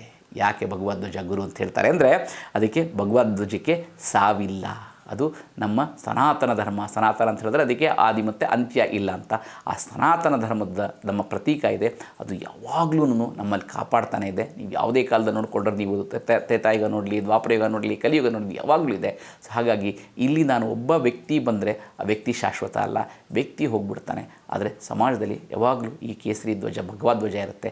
ಹಾಗಾಗಿ ಭಗವದ್ ಧ್ವಜನೇ ನಮ್ಮ ಗುರು ಅಂತ ಹೇಳ್ತಾರೆ. ಮೊದಲು ಹುಡುಗರಿಗೆ ಕಸಿ ಬಿಸಿ ಆಗುತ್ತೆ, ಆಮೇಲೆ ಅರ್ಥ ಆಗುತ್ತೆ, ಅರ್ಥ ಆದಮೇಲೆ ಅವರು ಭಗವದ್ ಧ್ವಜನ ಒಪ್ಕೊಳ್ತಾರೆ. ಅದಾದಮೇಲೆ ಅದಕ್ಕೆ ಸುಮಾರು ಒಂದು 2 ವರ್ಷ ಆದಮೇಲೆ ಅದಕ್ಕೊಂದು ಹೆಸರಿಡ್ತಾರೆ, ಅದನ್ನು ರಾಷ್ಟ್ರೀಯ ಸ್ವಯಂ ಸೇವಕ ಸಂಘ ಅಂತ. ಅದರಲ್ಲೂ ನೋಡಿ ಎಷ್ಟು ಚೆನ್ನಾಗಿಟ್ಟಿದ್ದಾರೆ. ಸಾಧಾರಣವಾಗಿ ಒಂದು ಸಂಘ ಮಾಡ್ತು ಅಂತ ಹೇಳಿದ್ರೆ, ಒಂದು ಸಣ್ಣದಾಗಿ ಮಾಡ್ತಂದರೆ ಅವ್ರ ಮನೆ ಹತ್ರ ಇರುವಂಥ ಯಾವುದೊಂದು ಜಾತಿ ಸಂಘನೋ ಅಥವಾ ಯಾವುದೋ ಅಲ್ಲಿರುವಂಥದ್ದು ಸಾಂಸ್ಕೃತಿಕ ಸಂಘನೋ ಅಥವಾ ಅಲ್ಲಿರುವಂಥದ್ದು ಹತ್ತತ್ರ ಕಟ್ಕೊಂಡ್ರೆ, ಇವರ ಕಲ್ಪನೆ ಹೇಗಿತ್ತು ಅಂತ ಹೇಳಿದ್ರೆ ರಾಷ್ಟ್ರೀಯ ಕಲ್ಪನೆ ಇತ್ತು. ಅಂದರೆ ಅವ್ರು ಹೇಳೋದನ್ನ ಹಿಂದೂ ರಾಷ್ಟ್ರ ಮಾಡಬೇಕು ಅಂತ ರಾಷ್ಟ್ರೀಯ ಕಲ್ಪನೆ, ಹಾಗಾಗಿ ರಾಷ್ಟ್ರೀಯ ಅಂತ ಹೆಸರಿಡ್ತಾರೆ. ಎರಡನೇದೇನಪ್ಪ ಅಂತ ಹೇಳಿದ್ರೆ ಸ್ವಯಂ ಸೇವಕ ಅಂತ ಇರ್ತಾರೆ. ಸಾಧಾರಣವಾಗಿ ಏನಂತ ಹೇಳಿದ್ರೆ ನಿಮಗೆಲ್ಲರಿಗೂ ಗೊತ್ತಿರಬೇಕು, ಯಾವುದೋ ಒಂದು ರಾಜಕೀಯ ಪಕ್ಷಗಳದ್ದೊಂದು ಯಾವುದೊಂದು ಜನ ಸೇರಿಸಬೇಕು ಅಂತ ಹೇಳಿದ್ರೆ ಅವತ್ತಿನ ದಿವಸ ಬೆಳಗ್ಗೆ ಅವರಿಗೆ ತಿಂಡಿ ಕೊಡಬೇಕು, ಮಧ್ಯಾಹ್ನ ಊಟ ಕೊಡಬೇಕು, ಸಂಜೆ ಊಟದ ಜೊತೆ ಪ್ಯಾಕೆಟ್ ಕೊಡಬೇಕು, ಜೊತೆಗೆ ಒಂದಿಷ್ಟು ಕಾಸು ಕೊಡಬೇಕು. ಇಷ್ಟು ಕಡೆ ಕೊಡೋದಲ್ಲದೆ ಅವ್ರು ಕರ್ಕೊಂಡು ಬರಬೇಕು, ಬಸ್ಸಲ್ಲೋ ಅಥವಾ ಕಾರಲ್ಲೋ ಕರ್ಕೊಂಬರಬೇಕು. ಇಲ್ಲ ಅಂತ ಹೇಳಿದ್ರೆ ಅವತ್ತೇ ಬೈಕ್ಗಳಿಗಾದರೆ ಅವರಿಗೆ ಪೆಟ್ರೋಲ್ ಹಾಕಿಸ್ಬೇಕು. ಇಷ್ಟೆಲ್ಲ ಮಾಡಬೇಕಿದ್ರೆ ಒಬ್ಬ ಸುಮಾರು 1,000-1,500-2,000 ರೂಪಾಯಿ ಒಬ್ಬನ ಖರ್ಚಾಗುತ್ತೆ. ಆದರೆ ಇಲ್ಲಿ ಆ ಥರ ದುಡ್ಡು ಕೊಟ್ಟು ಬರೋದಲ್ಲ, ಎಲ್ಲ ಸ್ವಪ್ರೇರಣೆಯಿಂದ ಬರಬೇಕು ಅನ್ನೋದಕ್ಕೋಸ್ಕರ ಆ ಹೆಸರನ್ನು ಸ್ವಯಂ ಸೇವಕ ಅಂತ ಹೇಳ್ತಾರೆ. ಹಾಗಾಗಿ ರಾಷ್ಟ್ರೀಯ ಸ್ವಯಂ ಸೇವಕ ಸಂಘ ಅಂತ ಕರೀತಾರೆ. ಅದಾದಮೇಲೆ ಪ್ರಾರ್ಥನೆ ಬರುತ್ತೆ, ನಮಸ್ತೆ ಸದಾ ವತ್ಸಲೆ ಮಾತೃಭೂಮಿ ಅನ್ನೋದು. ಅದರಲ್ಲೂ ಅಷ್ಟೇ ಆ ಪ್ರಾರ್ಥನೆ ಅಷ್ಟೇ, ನಮಸ್ತೆ ಸದಾ ವತ್ಸಲೆ ಮಾತೃಭೂಮಿ ಅಂದರೆ ಮಾತೃಭೂಮಿಗೆ ನಿನಗೆ ನಾನು ನಮಸ್ತೆ ಯಾವಾಗಲೂ ನಮಸ್ಕಾರ ಮಾಡ್ತೀನಿ ಅಂತಿದೆ. ಅಷ್ಟು ಸುಂದರವಾದದನ್ನು ಸಂಸ್ಕೃತದಲ್ಲಿ ಮಾಡ್ತಾರೆ. ಮತ್ತು ಇನ್ನೂ ಒಂದೇನಂತ ಹೇಳಿದ್ರೆ ರಾಷ್ಟ್ರೀಯ ಅಂತ ಕರೆದಾಗ ಯಾವುದೇ ಒಂದು ಭಾಷೆಗೆ ಸೀಮಿತ ಕೊಡಲ್ಲ, ಅದು ಆಯಾ ಸ್ಥಳದಲ್ಲಿ ಏನೇನಿರುತ್ತೆ ಅಂದರೆ ಅಲ್ಲಿಂದ ಮಾಡ್ಕೊಂಡು ಬರ್ತಾರೆ.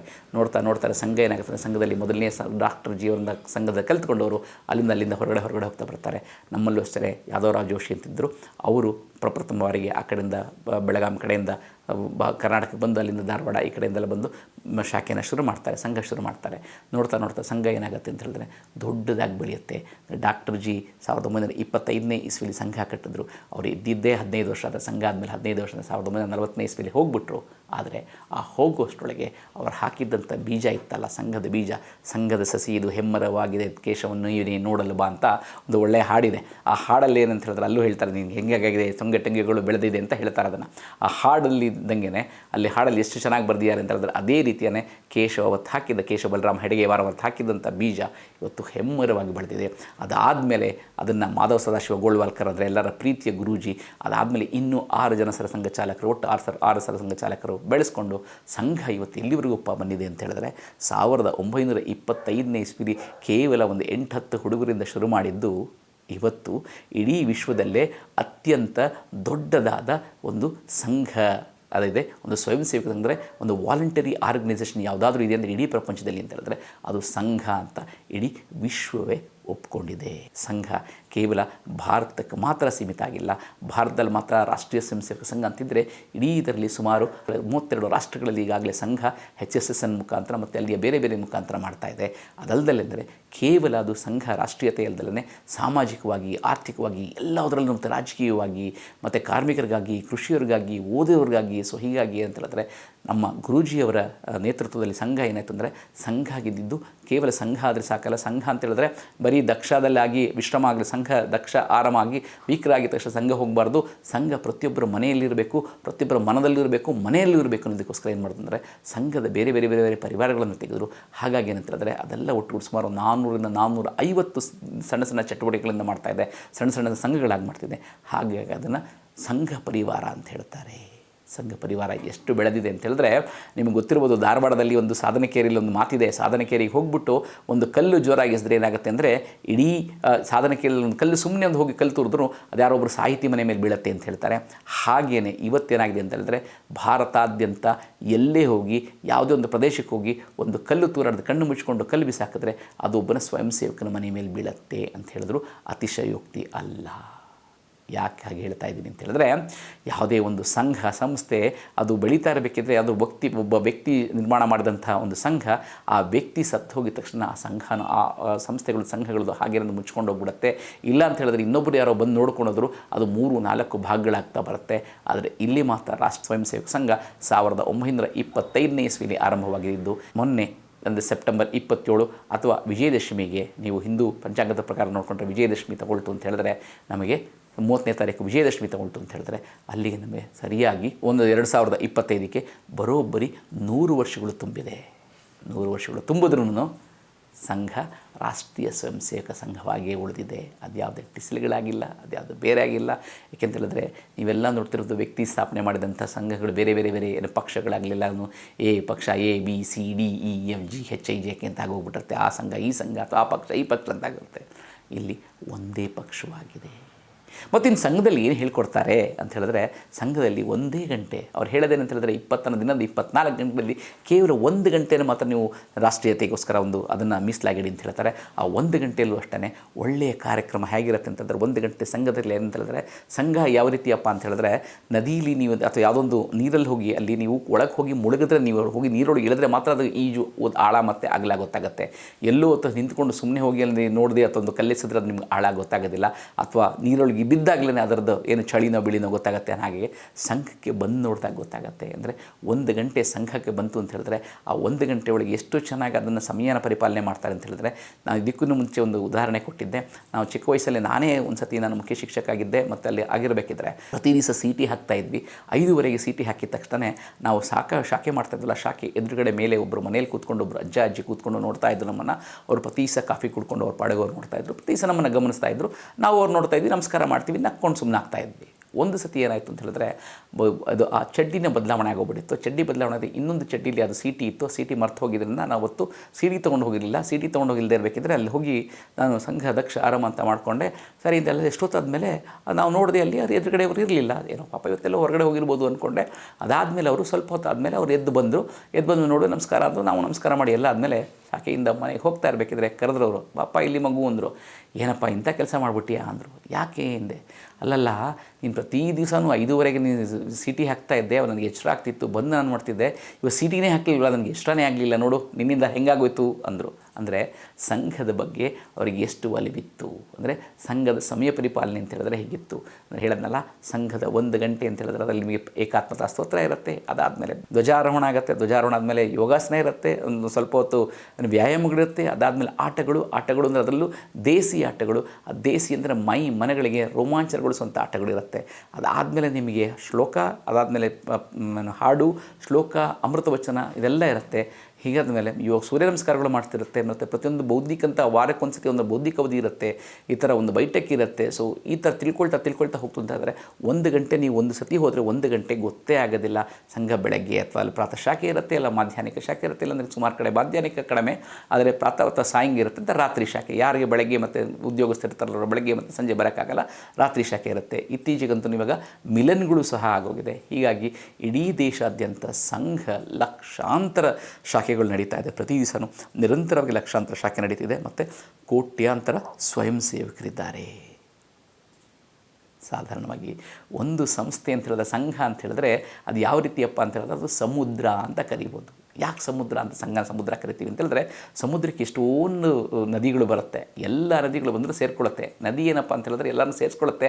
ಅದರಲ್ಲಿ ಕೆಡದು ಒಳ್ಳೆಯದು ಎಲ್ಲರನ್ನೂ ಸೇರಿಕೊಳ್ತಾ ಇರುತ್ತೆ. ಆದರೆ ಸಂಘಕ್ಕೆ ಏನಂತ ಹೇಳಿದ್ರೆ ಎಷ್ಟೊಂದು ಜನ ಕೇಳ್ತಾರೆ, ಏನು ರೀ ಸಂಘಕ್ಕೆ ಬಂದುಬಿಟ್ರೆ ಅವರೆಲ್ಲ ಒಳ್ಳೆಯವ್ರ ಉದಾರಾಗ್ಬಿಡ್ತಾನೆ ರೀ, ಸಂಘಕ್ಕೆ ಬಂದರೆ ಅವರೆಲ್ಲ ಏನು ಕೆಟ್ಟವರಾಗ್ಬಿಡ್ತಾನೆ ರೀ, ಇಷ್ಟ ಭ್ರಷ್ಟಾನು ಒಳ್ಳೆಯನಾಗ್ಬಿಡ್ತಾನೇನು ರೀ ಅಂತ ಹೇಳಿದ್ರೆ, ಅದಕ್ಕೆ ಒಂದು ಉದಾಹರಣೆ ಕೊಡ್ತೀನಿ. ಆ ಉದಾಹರಣೆ ಕೊಡೋಕ್ಕಿಂತ ಮುಂಚೆ ಏನಂತ ಹೇಳಿದ್ರೆ, ಸಮುದ್ರ ಅಂತ ಹೇಳಿದ್ರೆ ಆ ಸಮುದ್ರ ಏನಪ್ಪ ಅಂದರೆ ಎಲ್ಲ ನದಿಗಳು ಬಂದು ನೀರು ಸೇರಿಕೊಳ್ಳುತ್ತೆ. ಅಥವಾ ಯಾವುದೇ ನದಿ ಬಂದ್ರೂ ಅದೇನು ಮಾಡ್ತಂದರೆ ಅಲೆಯಾಗಿರುತ್ತೆ. ಆ ಗಲೀಜಲೆ ಇರುತ್ತೆ, ತನ್ನ ಗಲೀಜನ್ನ ಹೊರಗಡೆ ಹಾಕ್ತಾ ಬರುತ್ತೆ. ಅದು ಶುದ್ಧವಾದನ್ನು ಮಾತ್ರ ಒಳಗೆ ತಗೊಳುತ್ತೆ.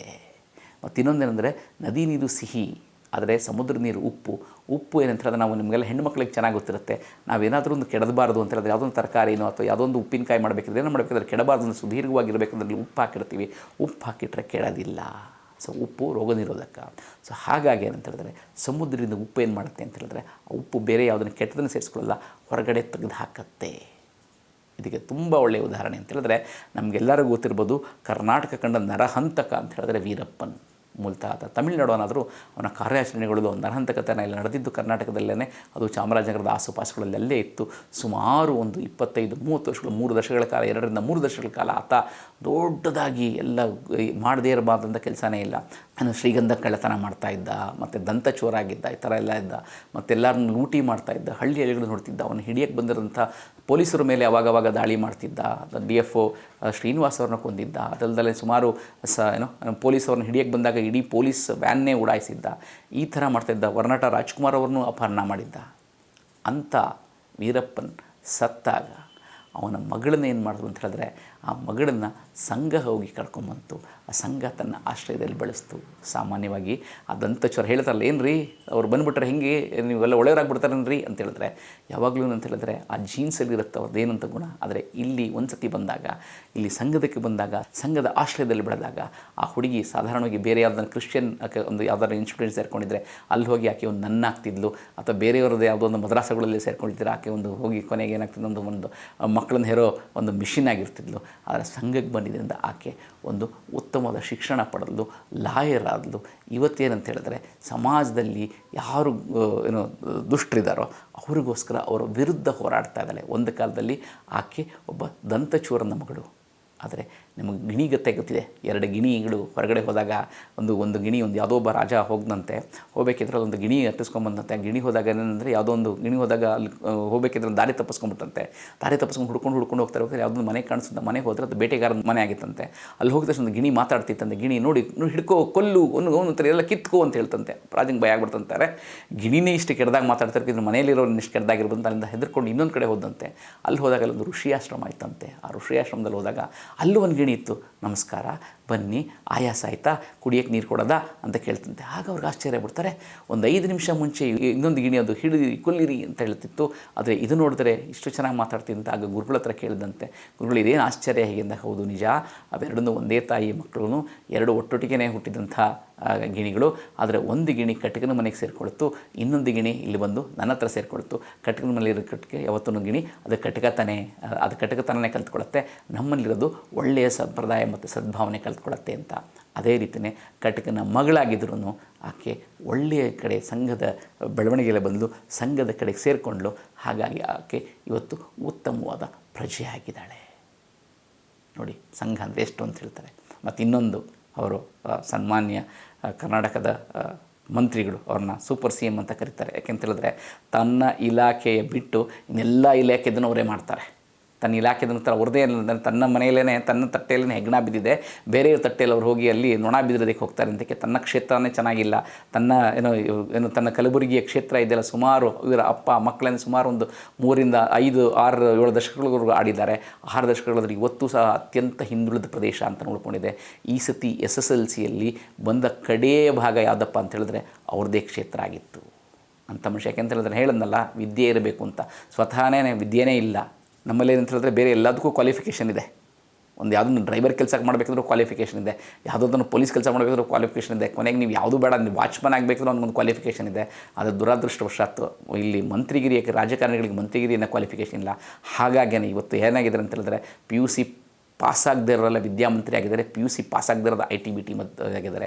ಹಾಗಾದರೆ ವಿದ್ಯೆ ಇಲ್ಲ ಅಂತಲ್ಲ, ವಿದ್ಯೆ ಇರಬೇಕು, ವಿದ್ಯೆ ಜೊತೆ ವಿನಯನೂ ಇರಬೇಕು ಅಂತ ಆಗಲೇ ಒಂದು ಶ್ಲೋಕ ಹೇಳಿದೆ. ಅವರಿಗೆ ವಿದ್ಯೆ ನೈವೇದ್ಯ ಮತ್ತು ವಿನಯ ಅಂತೂ ಇಲ್ಲ. ಹಾಗಾಗಿ ಅವರಂಥ ಮನುಷ್ಯ ಏನು ಮಾಡ್ತಿದ್ದಾನೆ ಅಂತ ಹೇಳಿದ್ರೆ, ಸಂಘದ ಆಳ ಮತ್ತು ಉದ್ದ ಮತ್ತು ಅಗಲ ಗೊತ್ತಿಲ್ಲದೆ ಇರೋನು ಬಾಯಿ ಬಂದಂತೆ ಮಾತನಾಡ್ತಾ ಇದ್ದಾರೆ. ಆತ ಹೇಳಿದ್ದೇನಂತ ಹೇಳಿದ್ರೆ, ಮೊನ್ನೆ ಅವರೊಂದು 4ನೇ ತಾರೀಕು ಒಂದು ಕಾಗದ ಬರೆದಿದ್ದಾರೆ. ಅದೊಂದು ಅಧಿಕೃತವಾಗಿ ತಮ್ಮ ಅವಾಗ ಹೇಳ್ತಾ ಇದ್ರು, ನಾನು ಅಧಿಕಾರ ಸಿಕ್ಕದ ಸಂಘನ ಬ್ಯಾನ್ ಮಾಡಿಬಿಡ್ತೀನಿ, ಸಂಘ ಬ್ಯಾನ್ ಮಾಡ್ತೀನಿ ಅಂತಿದ್ರು. ಏನು ಮಾಡ್ತಾನೆ, ಏನೋ ಸುಮ್ಮನೆ ಕೊಚ್ಕೊಳ್ತಾನೆ ಅಂತ ಹೇಳಿದಾಗ ಮೊನ್ನೆ ಅಧಿಕೃತವಾಗಿ ತಮ್ಮ ಲೆಟ್ರ್ ಹೆಡ್ಡಲ್ಲಿ ಏನಿದೆಯಲ್ಲ ಅದು ಲೆಟ್ರ್ ಹೆಡ್ಡಲ್ಲೇ ಬರೆದಿದ್ದಾರೆ. ಅಲ್ಲಿ ಬರೆದ್ಬಿಟ್ಟು ಮುಖ್ಯಮಂತ್ರಿಗಳಿಗೆ ಬರೆದ್ಬಿಟ್ಟು ಸಂಘ ಒಂದು ಮಕ್ಕಳುಗಳನ್ನು ಅದು ಸಂವಿಧಾನ ವಿರೋಧಿ ಕೆಲಸ ಮಾಡ್ತಿದೆ. ಹಾಗಾಗಿ ಸಾರ್ವಜನಿಕ ಸ್ಥಳಗಳಲ್ಲಿ ಮತ್ತು ಸರ್ಕಾರಿ ಸ್ಥಳಗಳಲ್ಲಿ ಮತ್ತು ಧಾರ್ಮಿಕ ಸ್ಥಳಗಳಲ್ಲಿ, ಮುಜರಾಯಿ ಇಲಾಖೆಯ ಧಾರ್ಮಿಕ ಸ್ಥಳಗಳಲ್ಲಿ ಇಲ್ಲಿ ಸಂಘ ಮಾಡಬಾರ್ದು, ಆ ಸಂಘನ ನಿಷೇಧ ಮಾಡಬೇಕು ಅಂತ ಒಂದು ಲೆಟರ್ ಬರೆದಿದ್ದಾರೆ, ಒಂದು ಕಾಗದ ಬರೆದಿದ್ದಾರೆ, ಪತ್ರ ಬರೆದಿದ್ದಾರೆ. ಆ ಪತ್ರಕ್ಕೆ ಮುಖ್ಯಮಂತ್ರಿಗಳು ಸಹ ಇದನ್ನು ಮುಖ್ಯ ಕಾರ್ಯದರ್ಶಿಗಳಿಗೆ ಇದರ ಕುರಿತಾಗಿ ಶೀಘ್ರವಾಗಿ ಪರಿಶೀಲಿಸಿ ಕ್ರಮ ತೆಗೆದುಕೊಳ್ಳುವುದು ಅಂತ ಅವರೊಂದು ನೋಟ್ ಮಾಡಿದ್ದಾರೆ. ಇದಕ್ಕೆ ಹೇಳೋದು ವಿನಾಶಕಾಲೆ ವಿಪರೀತ ಬುದ್ಧಿ ಅಂತ. ವಿನಾಶ ಇರಬೇಕಿದ್ರೆ ಅದಂದರೆ ಅವ್ರಿಗೆ ಗೊತ್ತಾಗೋದಿಲ್ಲ, ಯಾಕೆಂದರೆ ಅವ್ರಿಗೆ ಗೊತ್ತಿಲ್ವಲ್ಲ. ನಾನು ಹೇಳೋದ್ನಲ್ಲ ಆಗಲೇ, ಸಂಘ ಅಂತ ಏನು ತಿಳ್ಕೊಬೇಕಂದ್ರೆ ಸಂಘದಲ್ಲಿ ಬಂದು ಅದರಲ್ಲಿ ಮಿಂದು ಆಗಲೇ ಗೊತ್ತಾಗತ್ತೆ. ಹೊರಗಡೆ ಇರೋ ನೋಡೋರಿಗೆ ಸಂಘ ಅರ್ಥ ಆಗೋದಿಲ್ಲ. ಮತ್ತು ಇನ್ನೂ ಹೇಳ್ತಾರೆ, ಅವರೆಲ್ಲ ಕಡೆಯೂ ಅವರು ಇದೇ ಅಲ್ಲ ಏನು ಸಂಘ ಅಂದರೆ ಸಂವಿಧಾನ ವಿರೋಧಿ, ಅವರೆಲ್ಲ ಘೋಷಣೆಗಳು ಕೇಳ್ಕೊಂಡು ಹೋಗ್ತಾರೆ, ದಂಡ ತಿರುಗಿಸ್ಕೊಂಡು ಹೋಗ್ತಾರೆ, ಎಲ್ಲ ಕಡೆ ದಂಡ ತಿರುಗಿಸ್ಕೊಂಡು ಹೋಗ್ತಾರೆ ಅಂತ. ಸ್ವಾಮಿ, ಸಂಘದಲ್ಲಿ ಘೋಷಣೆಗಳು ಕೊಡೋದೇನಂತ ಹೇಳಿದ್ರೆ ಸಂಘಟನ್ ಮೇ ಶಕ್ತಿ ಹೇ ಅಂತ ಹೇಳ್ತಾರೆ. ಬೋಲೋ ಭಾರತ್ ಮಾತಾ ಕಿ ಜೈ ಅಂತ ಹೇಳ್ತಾರೆ.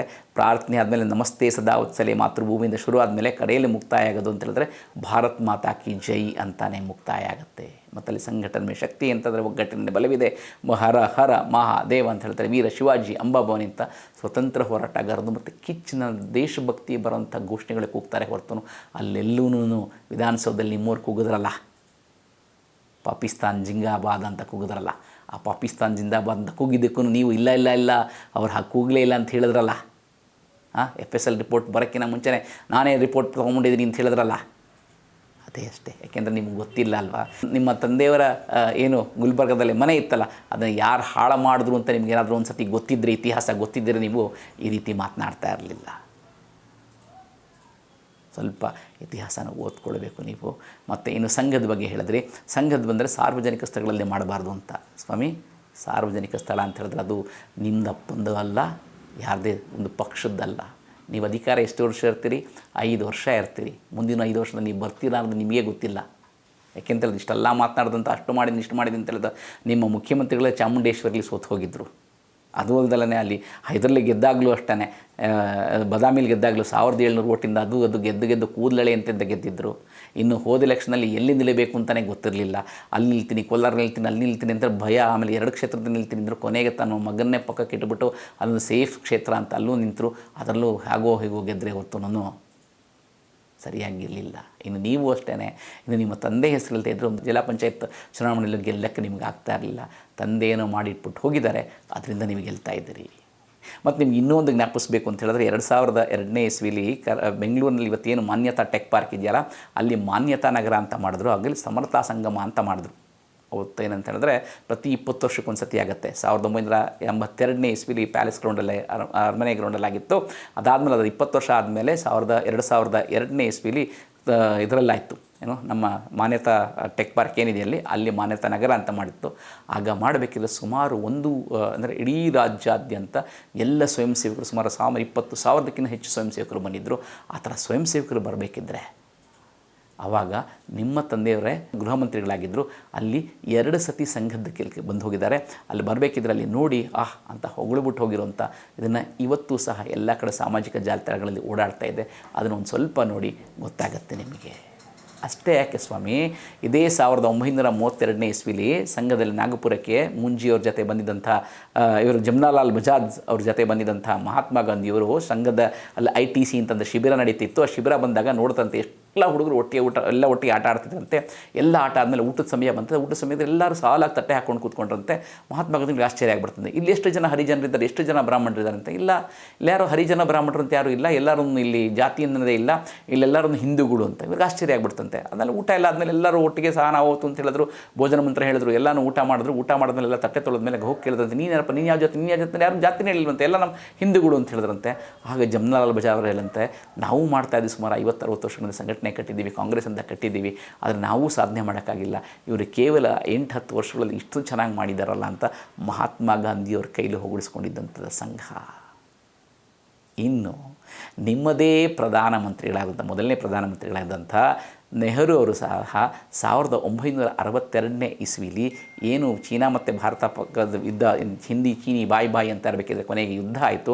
ಆ ಯುದ್ಧದಲ್ಲಿ ಸಂಘದ ಸ್ವಯಂ ಸೇವಕರು ಮಾಡಿದಂಥ ಸೇವೆ ಎಷ್ಟು ಜನಕ್ಕೆ ಗೊತ್ತಿದೆಯೋ ಇಲ್ವೋ. ಅವತ್ತಿನ ಶ್ರೀನಗರದಲ್ಲಿ ಅಲ್ಲಿ ಇಡೀ ಇದರಲ್ಲಿ ಸೇನೆ ಇಳಿಸಬೇಕಾಗಿತ್ತು, ಅಲ್ಲಿ ಬರಿತು. ಆದರೆ ಇಡೀ ರನ್ವೇ ಎಲ್ಲನೂ ರಾತ್ರಿ ರನ್ವೇಗಳೆಲ್ಲನೂ ಪೂರ್ತಿ ಮಂಜುಗಟ್ಟಿಬಿಟ್ಟಿತ್ತು. ಆಗ ರಾತ್ರಿ ಸುಮಾರು 10-11 ಗಂಟೆಗೆ ಸಂಘದ ಅಲ್ಲಿಯ ಪ್ರಚಾರಕರು ಇರ್ತಾರಲ್ಲ, ಅವರ ಕಚೇರಿಗೆ ಒಂದು ಫೋನ್ ಬರ್ತಂತೆ, ಈ ಥರ ಏನಾದರೂ ಸಹಾಯ ಮಾಡ್ಬೋದಂತ. ಆಗ ರಾತ್ರಿಯಲ್ಲಿ ಅವರೆಲ್ಲ ಹೋಗಿ ಅಲ್ಲಿ ಇರೋದನ್ನೆಲ್ಲ ಮಂಜನ್ನೆಲ್ಲ ತೆಗಿತಾರೆ. ಬೆಳಗ್ಗೆ ಕತ್ತಲಿಂದ ಬೆಳಗಾಗೋಷ್ಟರೊಳಗೆ ಆ ಮಂಜನ್ನೆಲ್ಲ ಕ್ಲಿಯರ್ ಮಾಡಿ ರನ್ವೇ ಶುರು ಮಾಡಿಕೊಟ್ಟಿರ್ತಾರೆ. ಮತ್ತು ಇನ್ನೂ ಒಂದು ಮಾತು ಹೇಳಿದ್ರಿ, ನಿಮಗೆ ಸಂಘದವರು ಅಂತ ಹೇಳಿದ್ರೆ ಎಲ್ಲೇ ವಿಪತ್ತು ಬಂದರೂ ಸಂಘದವರು ಇದ್ದಾರೆ ಅಂತ ಹೇಳಿದ್ರೆ ನನಗೆ ಯಾವುದು ಫೋಟೋಗಳು ಗೊತ್ತಿಲ್ಲ ಅಂತ ಹೇಳಿದ್ರಿ. ಒಂದು ತಿಳ್ಕೊಳ್ಳಿ, ಸಂಘ ಯಾವತ್ತೂ ಫೋಟೋಗಳಿಗೆ ಕೆಲಸ ಮಾಡೋದಿಲ್ಲ. ನೀವೇ ಒಂದು ಸತಿ ಮುಟ್ಟು ನೋಡ್ಕೊಳ್ಳಿ. ನಾನು ಹೇಳ್ತೀನಿ, ನಾನು ನೀವಂತೆಲ್ಲ, ನೀವೇ ಯಾವುದಾದ್ರೂ ನಿಮಗೆ ಗೂಗಲ್ಗಳು ಅಷ್ಟೊಂದು ಚೆನ್ನಾಗಿ, ನೀವು ಮೊದಲೇ IT-BT ಮಂತ್ರಿಗಳು, ನೀವೇ ಹೋಗಿ ನೋಡಿ, ಒಂದು ಗೂಗಲಲ್ಲಿ ಹಾಕಿ ಸಂಘದ ಎಲ್ಲೆಲ್ಲಿ ಮಾಡ್ತಿದ್ದಾರೆ, ಎಲ್ಲೆಲ್ಲಿ ಪ್ರಕೃತಿ ವಿಕೋಪಗಳಾಗಿದೆ, ಅಲ್ಲೆಲ್ಲಿ ಯಾರು ಕೆಲಸ ಮಾಡ್ತಾರೆ ಅಂತ ಹೇಳಿದ್ರೆ ಸಂಘದ ಸ್ವಯಂ ಸೇವಕರು ಅವ್ರ ಪಾಡಿಗವರು ನಿಕ್ಕರ್ ಹಾಕ್ಕೊಂಡು ಕೆಲಸ ಮಾಡ್ತಿರ್ತಾರೆ. ಯಾಕೆ ಸ್ವಾಮಿ, ನಿಮ್ಮ ಅಧಿನಾಯಕ ರಾಹುಲ್ ಗಾಂಧಿ ಇದ್ದಾರಲ್ಲ, ರಾಹುಲ್ ಗಾಂಧಿ ಮತ್ತು ಇವಾಗ ರಾಹುಲ್ ಗಾಂಧಿ ಇದ್ದಿದ್ದು ಹಿಂದಿನ ಲೋಕಸಭಾ ಕ್ಷೇತ್ರ, ಮತ್ತು ಈಗ ನಿಮ್ಮ ಪ್ರಿಯಾಂಕಾ ಗಾಂಧಿಯವರಿದಾರಲ್ಲ ವಯನಾಡು, ಅಲ್ಲೂ ಸಹ ಕಳೆದ ವರ್ಷ ನಡೆದಂಥ ಒಂದು ಮೇಘಸ್ಫೋಟ ಆಯ್ತಲ್ಲ, ಆ ಮೇಘಸ್ಫೋಟದಲ್ಲಿ ಅಲ್ಲಿ ನಿಮ್ಗೆ ಕೇಳಿ ನಿಮ್ಗೆ ಗೊತ್ತು, ಕೇರಳದಲ್ಲಿ ಇರೋದಲ್ಲಿ ಕಮ್ಯುನಿಸ್ಟ್ ಮತ್ತು ಪಿಣರಾಯಿ ಸರ್ಕಾರ ಇದೆ, ಅಲ್ಲಿ ಹಿಂದೂ ವಿರೋಧಿ ಸರ್ಕಾರ ಇದೆ. ಆ ಸರ್ಕಾರ ಅಷ್ಟಿದ್ರೂ ಅಲ್ಲಿ ಮೇಘಸ್ಫೋಟ ಆದಾಗ ಅಲ್ಲಿ ನಮ್ಮ ಸೈನಿಕರು ಅಥವಾ ಸೈನಿಕರು ಅಲ್ಲಿ ಹೋಗಿ, ಅಥವಾ ನಮ್ಮ ಪೊಲೀಸವರು ಹೋಗಿ ಮಾಡೋದಕ್ಕಿಂತ ಮುಂಚೆನೇ ಸಂಘದ ಸ್ವಯಂ ಸೇವಕರು ನಿಸ್ವಾರ್ಥವಾಗಿ ನಿಂತುಕೊಂಡಿದ್ದರು, ಅಲ್ಲಿ ಹೋಗಿ ಸೇವೆ ಮಾಡಿದರು. ಇದನ್ನು ಒಂದು ಸತಿ ಎದೆ ಮುಟ್ಕೊಂಡು ನೋಡಿ, ನಿಮಗೆ ಗೊತ್ತಾಗತ್ತೆ. ಇನ್ನು ಸಂಘನ ಬ್ಯಾನ್ ಮಾಡ್ತೀವಿ ಅಂತ ಹೇಳಿದ್ರಿ. ಯಾಕೆ ಅಂತ ನಾನು 3 ಸತಿ ಹೇಳಿದೆ ಅಂತ ಹೇಳಿದ್ರೆ, ಸಂಘನ 3 ಸತಿನೂ ಬ್ಯಾನ್ ಮಾಡಿದ್ರು ಕಾಂಗ್ರೆಸ್ನವರು. ಯಾವಾಗ 1948ನೇ ಇಸ್ವಿಲಿ ಮಹಾತ್ಮ ಗಾಂಧಿಯವ್ರನ್ನ ನಾಥೂರಾಮ್ ಗೋಡ್ಸೆ ಹೊಡೆದಾಗ ಆತ ಸಂಘಕ್ಕೆ ಅವನಿಗೆ ಸಂಪರ್ಕ ಆಯಿತು ಅಂತ ಹೇಳಿ ಸಂಘದಿಂದ ಮಾಡಿದ್ದಾನೆ ಅಂತ ಹೇಳಿದ್ರು.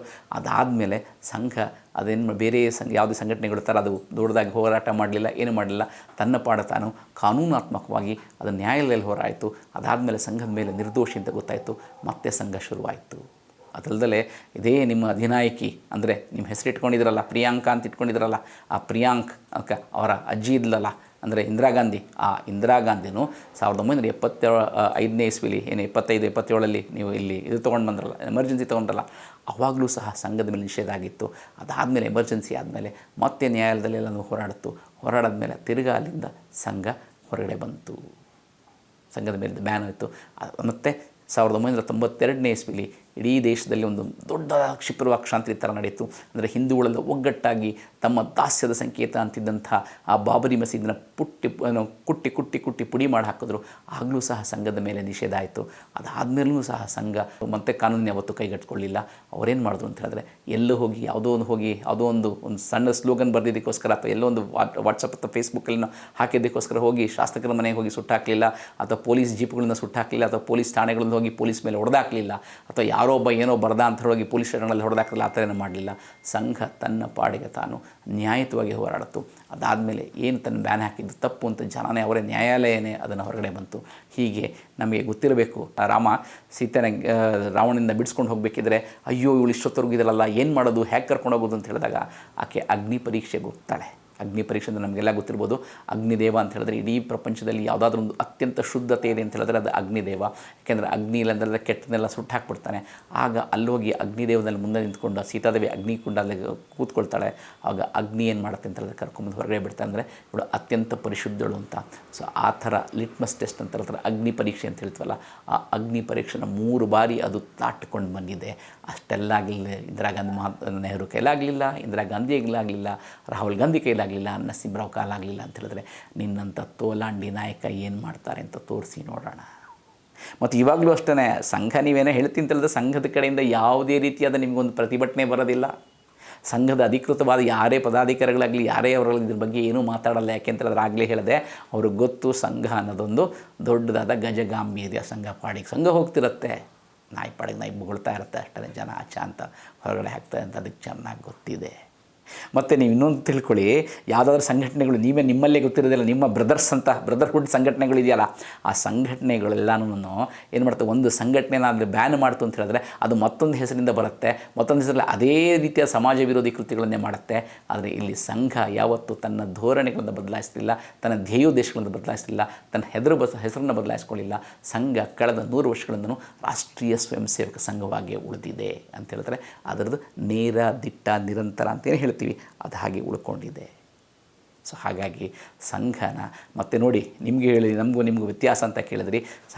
ಅದಕ್ಕೆ ಚೆನ್ನಾಗಿ ಹೇಳಬೇಕು ಅಂತ ಹೇಳಿದ್ರೆ 1984ನೇ ಇಸ್ವಿಯ ಲೋಕಸಭಾ ಚುನಾವಣೆಯಲ್ಲಿ ಮೂಲ ಪಕ್ಷವಾದಂಥ BJP ಮೂಲ ಪಕ್ಷದ ಸಂಘದಿಂದ ಬಂದಂಥ ಕೇವಲ ಇಬ್ಬರೇ ಗೆದ್ರಂತೆ. ಆಗ ಅಂದಿನ ಅಧ್ಯಕ್ಷರಾಗಿದ್ದಂಥ ವಾಜಪೇಯಿಯವರು ಸೋತಿದ್ದರು ಮತ್ತು ಲಾಲ್ ಕೃಷ್ಣ ಅದ್ವಾನಿಯವರು ಸೋತಿದ್ದರು. ಆಗ ಯಾರೋ ಒಬ್ಬ ನಿಮ್ಮ ಕಾಂಗ್ರೆಸ್ ಅವರು ಹೇಳಿದ್ರೆ, ಅಯ್ಯೋ ಅಷ್ಟೇ BJP ಹೊಟ್ಟೋಯಿತು, ಏನಿಲ್ಲ 2 ಅಂತ ಹೇಳಿದಾಗ ಆಗ ಹೇಳಿದ್ರಂತೆ, ನಾವು ಅಗ್ನಿ ಪರೀಕ್ಷೆಯಲ್ಲಿ ಎದ್ದು ಬರ್ತೀವಿ ಅಂತ ಹೇಳಿದ್ರು. ಅವ್ರು ಹೇಳಿದ್ದ ಕೆಲವೇ ವರ್ಷಗಳಲ್ಲಿ 89ನೇ ಇಸ್ವಿಯಲ್ಲಿ 70-80 ಬಂತು. ಅದಾದಮೇಲೆ ನಿರಂತರವಾಗಿ ಒಂದು ಬೆಳ್ಕೊಳ್ತಾ ಹೋಗಿದೆ. ಕಳೆದ 3 ಸತಿಯಿಂದ ಅಂದರೆ 2014, 2019 ಮತ್ತು 2023 3 ಸತಿನೂ BJP ಸರ್ಕಾರನೇ ಉಳ್ಕೊಂಡಿದೆ. ನೀವೆಲ್ಲಿದ್ದೀರಿ ಅಂತ ಒಂದು ಸತಿ ನೋಡ್ಕೊಳ್ಳಿ. ಒಂದು ಕಾಲದಲ್ಲಿ ಇಡೀ ದೇಶನೇ ಆಳಿದವರು, ಇವತ್ತೆಲ್ಲಿದ್ದಿರಿ ಕೇವಲ 3 ರಾಜ್ಯಗಳಿದ್ರಿ. ಅದರಲ್ಲೂ ಒಂದು ಕರ್ನಾಟಕ ಅನ್ನೋ ದೊಡ್ಡದು ರಾಜ್ಯ ಆಯಿತು ಅಂತ, ಅದು ನಿಮ್ಮ ಬಿಟ್ಟಿ ಭಾಗ್ಯಗಳಿಗೋಸ್ಕರ ಬಂತು ಅಂತ ಹೇಳಿದ್ರೆ ಅಷ್ಟೇ ಹೊರತು ಮುಂದಿನ ಸತಿ ನೀವು ಹೇಳಿ ಹೆಸರಿಲ್ಲದೆ ಸೋತೋಗ್ತೀರಿ ಅನ್ನೋದನ್ನು ನಿಮಗೆ ಚೆನ್ನಾಗಿ ಜ್ಞಾಪಕ ಇರಲಿ. ಸಂಘನ ಮುಟ್ಟದಲ್ಲ, ಸಂಘನ ಬ್ಯಾನ್ ಮಾಡದೆ ಸೊಟ್ಟೋಗೋದಲ್ಲ. ನೀವು ಬ್ಯಾನ್ ಮಾಡದೇ ಇದ್ರೂ ಸೋಲ್ತೀರಿ, ಅದು ಬೇರೆ ವಿಷಯ. ಬ್ಯಾನ್ ಮಾಡದೇ ಸುಟ್ಟೇ ಹೋಗ್ತೀರಿ ಅಂತ ಹೇಳಿದ್ರು ತಪ್ಪಾಗಲಾರ್ದು ಅಂತ ಜನ ಮಾತಾಡ್ಕೊಳ್ತಾ ಇದ್ದಾರೆ, ನಾನಲ್ಲ, ಜನ ಹೇಳ್ತಾ ಇದ್ದಾರೆ. ಸೊ ಹಾಗಾಗಿ ಏನಂತ ಹೇಳಿದ್ರೆ, ನೀವು ಇರೋದೆಷ್ಟು ಒಂದು ಕರ್ನಾಟಕದಲ್ಲಿದ್ದೀರಿ, ಅದು ಬಿಟ್ಟರೆ ಒಂದು ತೆಲಂಗಾಣ ಅಂತ, ಅದು ಬಿಟ್ಟು ತೆಲಂಗಾಣದಲ್ಲಷ್ಟೇ ಅದು ಹಿಮಾಚಲ ಪ್ರದೇಶ, 3 ರಾಜ್ಯಗಳಲ್ಲಿದ್ದೀರಿ. ಇನ್ನು ನೀವು ಸಂಸದರು ಎಷ್ಟಾಗಿದ್ದೀರಿ ಅಂತ, ಅದು ನೀವು ಪ್ಯಾರಾಸೈಟ್ಗಳು, ಅಂದರೆ ನೀವು ಪರಾವಲಂಬಿಗಳು. ಸ್ವಂತ ನೀವು ಕಾಂಗ್ರೆಸ್ ಅಂತ ನಿಂತ್ಕೊಂಡಿದ್ರೆ ನೀವು 3 ಓಟು ಬಿಡ್ತಿರಲಿಲ್ಲ. ಅದು ನೀವು ಬೇರೆಯವರಿಂದ ಅಲ್ಲಿ ನಿಂತ್ಕೊಂಡಿರೋದ್ರಿಂದ ನೀವು ಏನಂತ ಹೇಳಿದ್ರೆ, ನೀವಲ್ಲಿ ಇವತ್ತು ನೀವು 99 ಬಂದಿದ್ದೀರಿ. ಅದರಲ್ಲೂ ನೀವು ಪೂರ್ಣಾಂಕ ತೊಗೊಂಡಿಲ್ಲ. ಆದರೂ ನಿಮ್ಮ ಅಧಿನಾಯಕ ಅಂತ ಹೇಳಿದ್ರೆ 100ಕ್ಕೆ 99 ಬಂದಾಗಿದೆ, 540ಕ್ಕೆ 99 ಬಂದಿದ್ದಕ್ಕೇ 190 ಬಂದು ಕುಣಿದಾಡಿದ್ರು. ಈ ಸತಿ ಮುಂದಿನ ಸತಿ ಎಲೆಕ್ಷನ್ ಬಂದರೆ 9 ಬರುತ್ತಾ ಅಂತ ನೋಡಿ, ಒಬ್ಬರೇ ಹೋದರೆ 9 ಬರುತ್ತಾ ಅಂತ ನೋಡಿ. ಹಾಗಾಗಿ ಒಂದು ಸತಿ ನೀವು ಯಾವಾಗಲೂ ಅಂದರೆ ಬೆಂಕಿ ಅಂದರೆ ಸಂಘ ಅನ್ನೋದೊಂದು ಬೆಂಕಿ, ಅದು ಆ ಬೆಂಕಿನ ನೀವು ಮುಟ್ಟಕ್ಕಿಂತ ಮುಂಚೆ ಒಂದು ಸತಿ ನೋಡ್ಕೊಳ್ಳಿ. ನೀವು ಸಂಘ ಮುಟ್ಟಕ್ಕೆ ಹೋದರೆ ಭಸ್ಮ ಆಗಿ ಹೋಗ್ತೀರಿ. ಸಂಘ ಏನು ಮಾಡ್ತಿದೆ ಅಂತ ಕೇಳಿದ್ರೆ, ಇವತ್ತಿನ ದಿವಸ ಪ್ರಧಾನಮಂತ್ರಿ, ರಾಷ್ಟ್ರಪತಿ, ಉಪರಾಷ್ಟ್ರಪತಿ, ಪ್ರಧಾನಮಂತ್ರಿಗಳು, ರಕ್ಷಣಾ ಮಂತ್ರಿಗಳು, ಗೃಹ ಮಂತ್ರಿಗಳು, 100 ಮಂತ್ರಿಗಳು ಸಂಘದ ಸ್ವಯಂ ಸೇವಕರು, ಸಂಘದಿಂದ ಶಿಕ್ಷಣದ ಸ್ವಯಂ ಸೇವಕರಿದ್ದಾರೆ. ಮತ್ತು ದೇಶದಲ್ಲಿ 100 ಸಂಸದರಿದ್ದಾರೆ, ಸಾವಿರಾರು ಶಾಸಕರಿದ್ದಾರೆ, ಸಾವಿರಾರು ಜನಪ್ರತಿನಿಧಿಗಳು ಆಯ್ಕೆಯಾಗಿದ್ದಾರೆ. ಮತ್ತು ಈಗಾಗಲೇ ಹೇಳಿದೆ, ಒಂದು ಇಡೀ ದೇಶಾದ್ಯಂತ ಎಲ್ಲಿ ಹೋಗಿ ಒಂದು ಕಲಿಸಿದ್ರೆ ಅದು ಸ್ವಯಂ ಸೇವಕನ ಮನೆಯಲ್ಲೇ ಬೀಳುತ್ತೆ. ಸೊ ಹಾಗಾಗಿ ಮತ್ತೆ ನೀವು ಹೇಳಿದ್ರಲ್ಲ ಸ್ವಯಂ ಸೇವಕರು ಅಂತೇಳಿದ್ರೆ ಸಾರ್ವಜನಿಕರು ಅವರು ಎಲ್ಲಿಗೆ ಅವ್ರು ಬಿಡಬಾರ್ದು ಅಂತ. ಯಾಕೆಂದರೆ ಸ್ವಯಂ ಸೇವಕರು ಸಾರ್ವಜನಿಕರೇನೆ. ಯಾಕೆ ಅಂದರೆ ಅವರು ತೆರಿಗೆ ಕಟ್ಟೋರು, ನಿಮ್ಮ ಬಾಂಧವ್ರ ಥರ ಅಲ್ಲ. ಎಲ್ಲೋ ತೆರಿಗೆ ಕಟ್ಟದಲ್ಲಿ ಎಲ್ಲೋ ಕೂತ್ಕೊಂಡು ಏನೋ ಸಣ್ಣ ಪುಟ್ಟ ಗುಜಿಗಳ ವ್ಯಾಪಾರ ಮಾಡಿಕೊಂಡು ಪಂಚರ್ ಹಾಕ್ಕೊಂಡು ಮಾಡ್ತಾರಲ್ಲ, ಅವ್ರೇನು ತೆರಿಗೆನೇ ಕಟ್ಟದಲ್ಲೇ ಮಾಡ್ತಾರಲ್ಲ, ಅಂದರೆ ಆ ಥರದವರಲ್ಲ. ಸಂಘದಲ್ಲಿರೋರೆಲ್ಲ ಶಿಕ್ಷಿತವಂತರು. ನೀವೇ ಒಂದು ಸತಿ ಸಂಘದ ಇದುವರೆಗೂ ಏನು ಸಂಘದ ಪದಾಧಿಕಾರಿಗಳಿದಾರಲ್ಲ ಅವ್ರದ್ದೆಲ್ಲ ಕ್ವಾಲಿಫಿಕೇಷನ್ ಒಂದು ಸತಿ ತೆಗೆದು ನೋಡಿ. ಆಮೇಲೆ ನಿಮ್ಮ ಕ್ವಾಲಿಫಿಕೇಷನ್ ನೋಡಿ, ನಿಮ್ಮ ಬೇರೆ ಬೇಡ, ನಿಮ್ಮ ರಾಹುಲ್ ಗಾಂಧಿ ಸ್ವತಃ ನೀವು ನಿಮ್ಮ ಮಧು ಬಂಗಾರಪ್ಪ ಅಥವಾ ಇವರು ಬೇರೆಯವರಲ್ಲ ಒಂದಷ್ಟು ಕ್ವಾಲಿಫಿಕೇಷನ್ ತೆಗೆದು ನೋಡಿ, ಅಥವಾ ನಿಮ್ಮ ಪ್ರದೀಪ್ ಈಶ್ವರ್ ಎಲ್ಲ ಕಡೆ ಮಾತಾಡ್ತಾರಲ್ಲ ಪ್ರದೀಪ್ ಈಶ್ವರ್ ಅವ್ರದ್ದೆಲ್ಲ ಕ್ವಾಲಿಫಿಕೇಷನ್ ನೋಡ್ಕೊಳ್ಳಿ, ಮತ್ತು ಸಂಘದ ಯಾರು ಪದಾಧಿಕಾರಿಗಳಿದಾರಲ್ಲ ಅಥವಾ ಸಂಘದ ಹಿರಿಯ ನಾಯಕರುಗಳಿದಾರಲ್ಲ ಅವ್ರದ್ದೆಲ್ಲ ನೋಡ್ಕೊಳ್ಳಿ. ಆವಾಗ ಗೊತ್ತಾಗುತ್ತೆ ನೀವೆಲ್ಲಿದ್ದೀರಿ, ಇದೆಲ್ಲಿದೆ ಅಂತ. ಈಗಾಗಲೇ ಹೇಳಿದೆ, ಸಂಘ ಅಂತ ಹೇಳಿದ್ರೆ ಅದೊಂದು ಪರಿಶುದ್ಧವಾದ ಒಂದು ಅಗ್ನಿ ರೀತಿ, ಮತ್ತು ಸಂಘ ಅಂತ ಹೇಳಿದ್ರೆ ಅದೊಂದು ದೊಡ್ಡದಾದ ಸಮುದ್ರ. ಈ ಥರದ್ದಕ್ಕೆಲ್ಲನೂ ಸಮುದ್ರಕ್ಕೆ ಈ ಥರ ಎಲ್ಲ ಕೆಚ್ಚದಾಗ ಹಾಕ್ತಿದ್ರು ಒಂದೊಂದು ಅಲೆ ಬಂದಾಗ ಅದು ತೆಗೆದು ಹೊರಗಡೆ ಹಾಕ್ತಿರುತ್ತೆ. ನೀವೇನೇ ಮಾಡಿದ್ರು ಸಂಘನ ಒಂದು ಚೂರು ಬದಲಾಯಿಸೋಕ್ಕಾಗಲ್ಲ ಅಂತ ಹೇಳ್ತಾ, ಅಷ್ಟೂ ಧೈರ್ಯ ಇದೆ ಅಂದರೆ ಪ್ರಯತ್ನ ಮಾಡಿ ನೋಡಿ. ಅದನ್ನು ಅದಾದಮೇಲೆ ನೀವು ಮುಂದಿನ ಸತಿ ಎಲೆಕ್ಷನಲ್ಲಿ ಗೆಲ್ತೀರಾ ಅನ್ನೋದನ್ನು ನೀವೇ ನೋಡ್ಕೊಳ್ಳಿ. ನಮಸ್ಕಾರ.